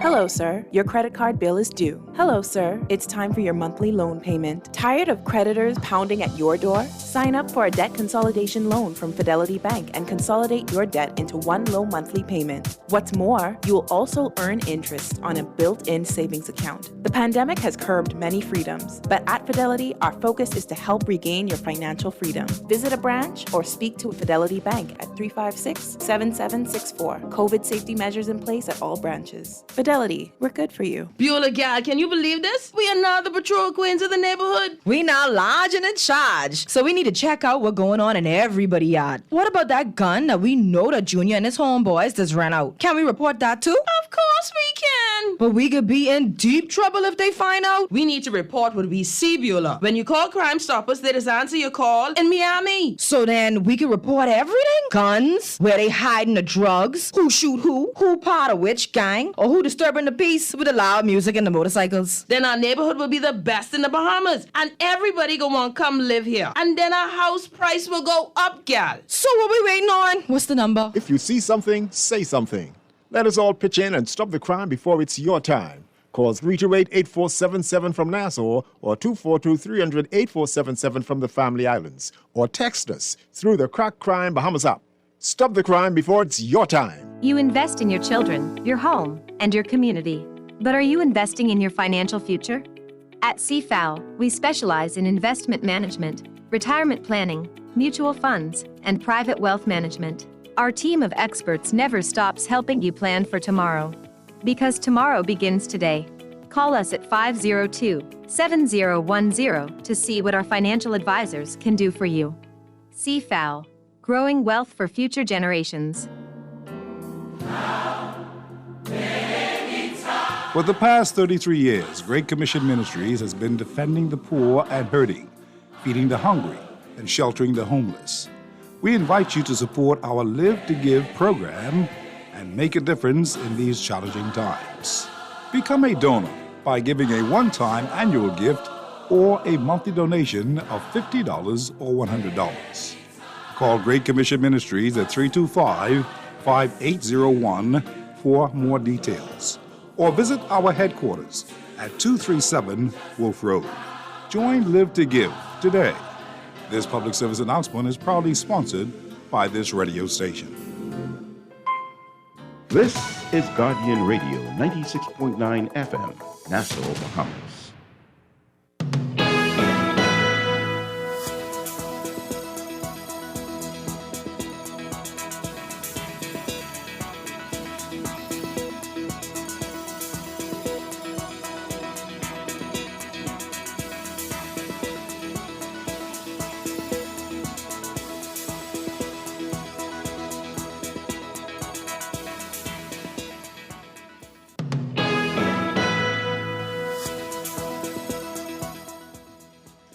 It's time for your final look at weather for this morning. Here's what's happening. We've got surface ridging that continues to support moderate to fresh winds across the country, while a prefrontal trough is expected to move near the extreme northwest Bahamas and could trigger some unsettled weather.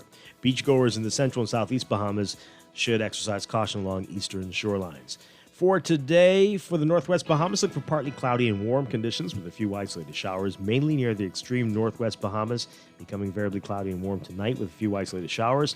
For the central and southeast Bahamas, partly sunny, warm, and breezy with a few light passing showers, becoming fair and mild tonight with a chance of a passing shower or two.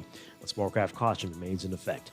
Another hot day in store. Look for highs getting up to around 88 Fahrenheit, 31 Celsius. Overnight lows tonight getting down to about 72 Fahrenheit, 22 Celsius. In your extended outlook for this short work week, we are looking at prefrontal troughing that is expected to drift north of the area, and high pressure will strengthen across the islands over the next few days. So for Tuesday and Wednesday, partly sunny and breezy with a few isolated showers, becoming variably cloudy and breezy for Tuesday, a few passing showers at night. For Wednesday, fair and breezy at night with a chance of a brief passing shower. Cold front should cool things down quite a bit come Good Friday this week. That's your morning blend weather check.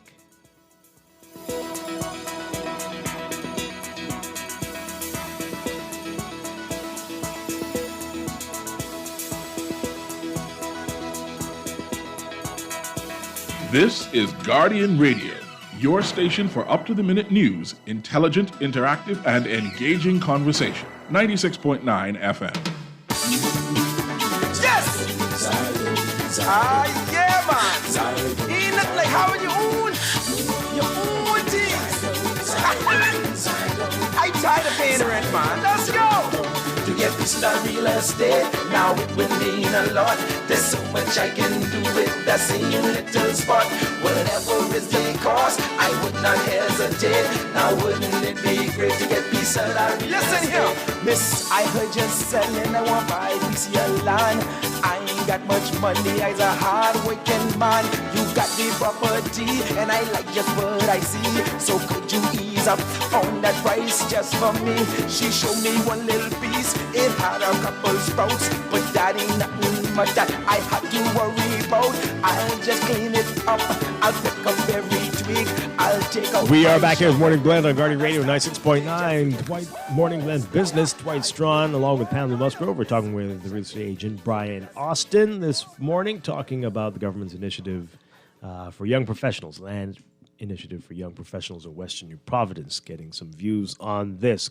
A lot of great questions coming in, people with concerns. They're all over the place. So there are people who are concerned about the cost even. This text are concerned about the cost being too high still. These lots are ridiculously high. If the government owns it, why can't they let it go for 20 grand? Lots here in Grand Bahama, 125 by 125 are going for 15 grand. Another thing, it will take years to pay for the land, and they want the houses to be constructed within 24 months. This could be a catastrophe. Okay, what do you make of that? Which is really an indication of how expensive land is in the country. So I want the government to get around the table and solve that complex problem. What can you do to help solve that complex problem so as much people as possible can go out and have access other to affordable than housing, as opposed mass to zooming in without and at the end of the day you still don't solve your problem. Or Other no than close a to mass exodus from New Providence, what could be done to get prices lower here in New Providence, Brian? That is a great question. And You're asking a real estate agent that? They don't even know They, price. they cut their fees too. No? I mean, personally, for me, it's never been about that. I haven't built my career like that. I try to, help buyers get the best prices, especially young people. What could be done to help prices to become lower? It's really just construction costs. That it goes back to construction costs, because the only thing else that can be done is to bulldoze everything and start over, and then there's a lot of supply. So it is the government with duties, Yes. that, all these double things. taxations on everything. And then, when you talk to a contractor, and it's hard to find a really good contractor. Somebody asked me the other day It is. on Twitter to I'm name sorry, the it top 3 is. contractors, and only thing that kept popping in mind is the firms and the houses that have the checks and balances, like the big boys that I won't mention. But the private contractors, I've gone through it myself, and when you get to start to get in the midways to the end of that project, they get It's sketchy. disaster, yeah. They get sketchy. Yeah. They get all cantankerous and start to see the money dwindling, and they now need to go on another project, and your project starts to hit the slump. But going back to, I think you had asked a question before, Dwight. Somebody had said, why wouldn't the government make it $20,000? Yeah. I mean, if you go with the price per square foot, you're talking about cents on the square foot, which is, it's actually ridiculously cheap.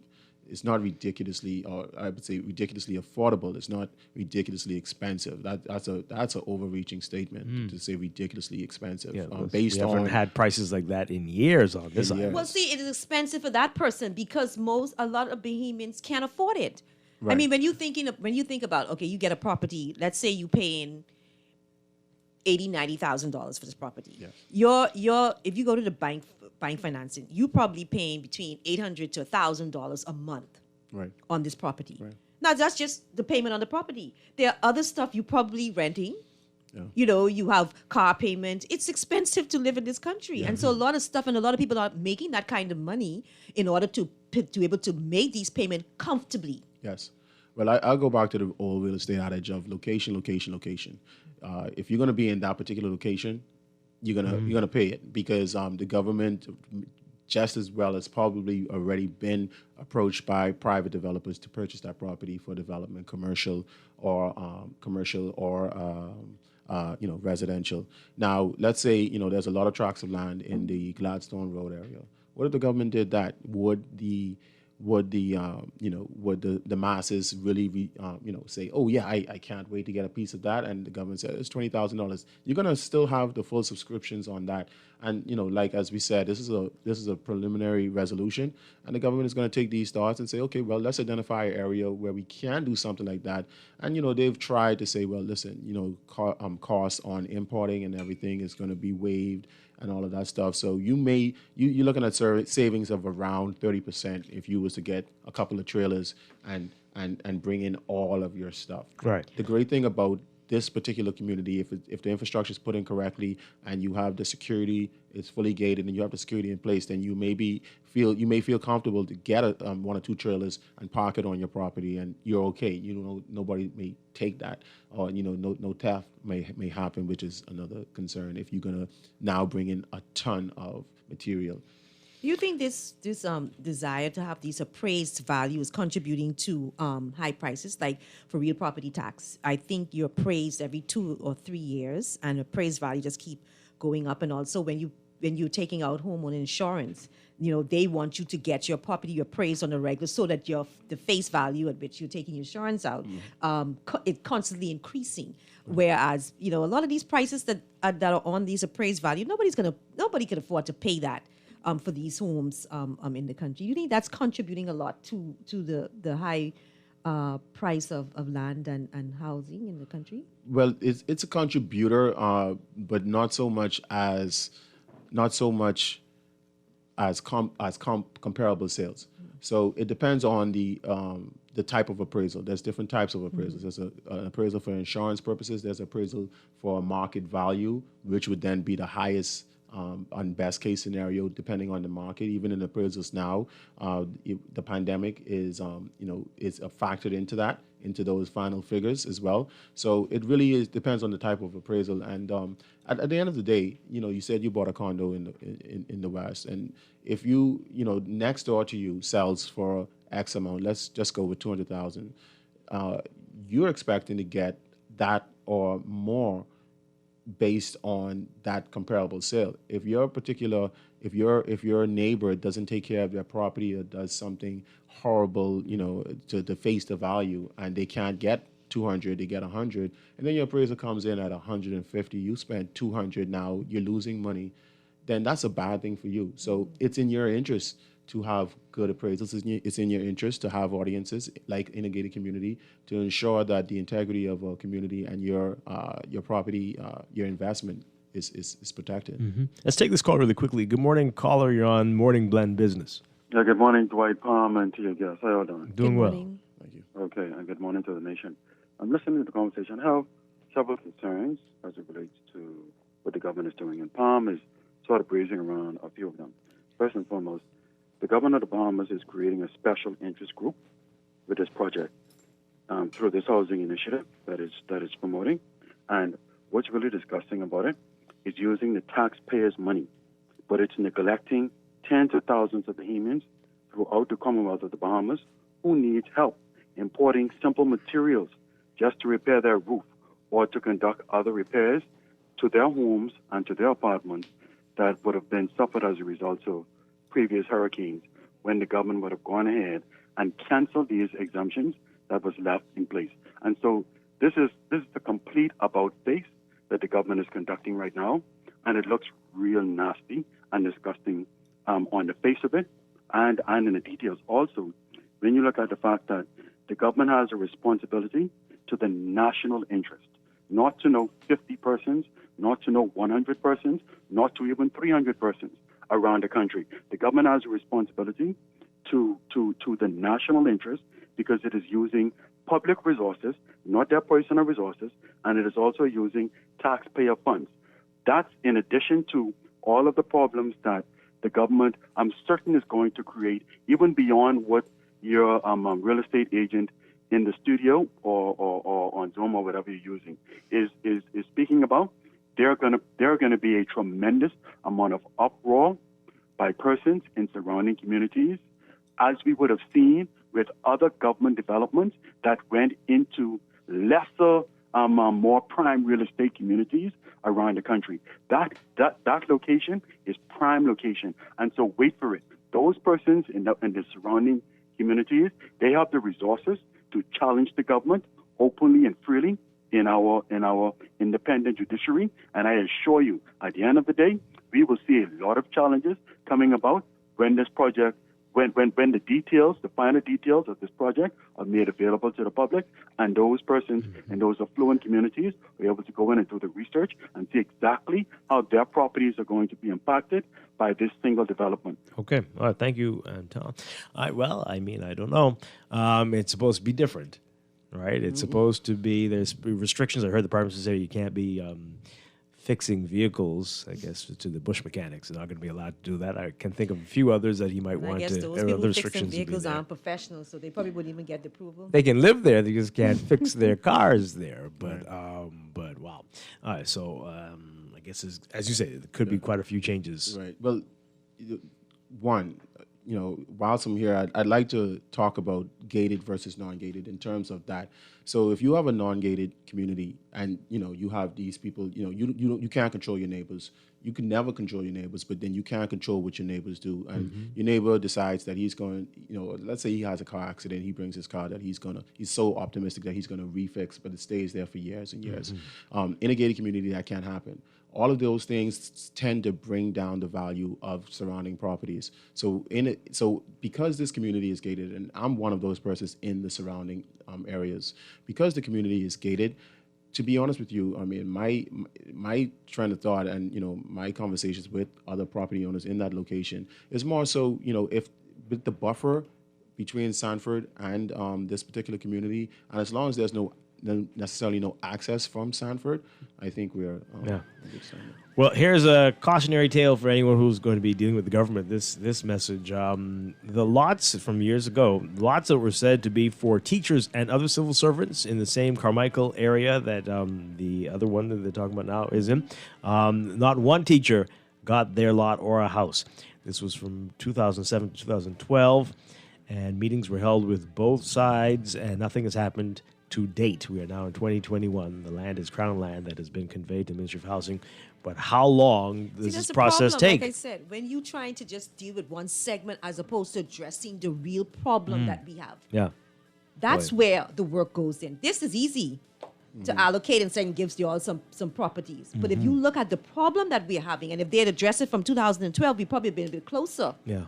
to solving the problem. So beware, buyer beware, right? Buyer beware. I mean, caveat emptor here in the Bahamas. But the thing is, based on what that person said, it's a loaded statement, and obviously government can't solve all the issues, and based on that, the government is listening. I would challenge them when this resolution is finalized to possibly put a private firm in charge of that process. Yeah. Instead, so that makes it a lot more transparent. Right. Absolutely. Absolutely. Haven't heard any talk like that? No. Oh, boy. But that's a very good point. Brian Austin, thank you very much with your Bahamas pleasure. Realty. My People asking pleasure. how they can Thank reach you. You want to give that out there? Yeah, 396-0016 is me direct, or my cell phone, 376-5400. You can also reach me on Twitter, Brian T. Austin, Instagram, Brian.Austin, Facebook, same name. So I'd love to work with any and all buyers and tenants. Get some of those reasonably priced lots on the Family Islands, some of the Family Islands. Please. I mean, they come on our system and they expire. $10,000, $5,000, they expire. Wow, we've got to talk to you more about that, I guess. Brian, thank you so much for being here again. My pleasure. Thank you. All right. It was my pleasure. Pam? Thank you, Dwight. Have a blessed week, Bahamas. I won't see you next week because of Easter Monday. I'll see you the week after. Have a great holiday. I'll be back tomorrow morning, though, with more Morning Blend business right here after Morning Blend on Guardian Radio 96.9. On the clock with Aaron Green next.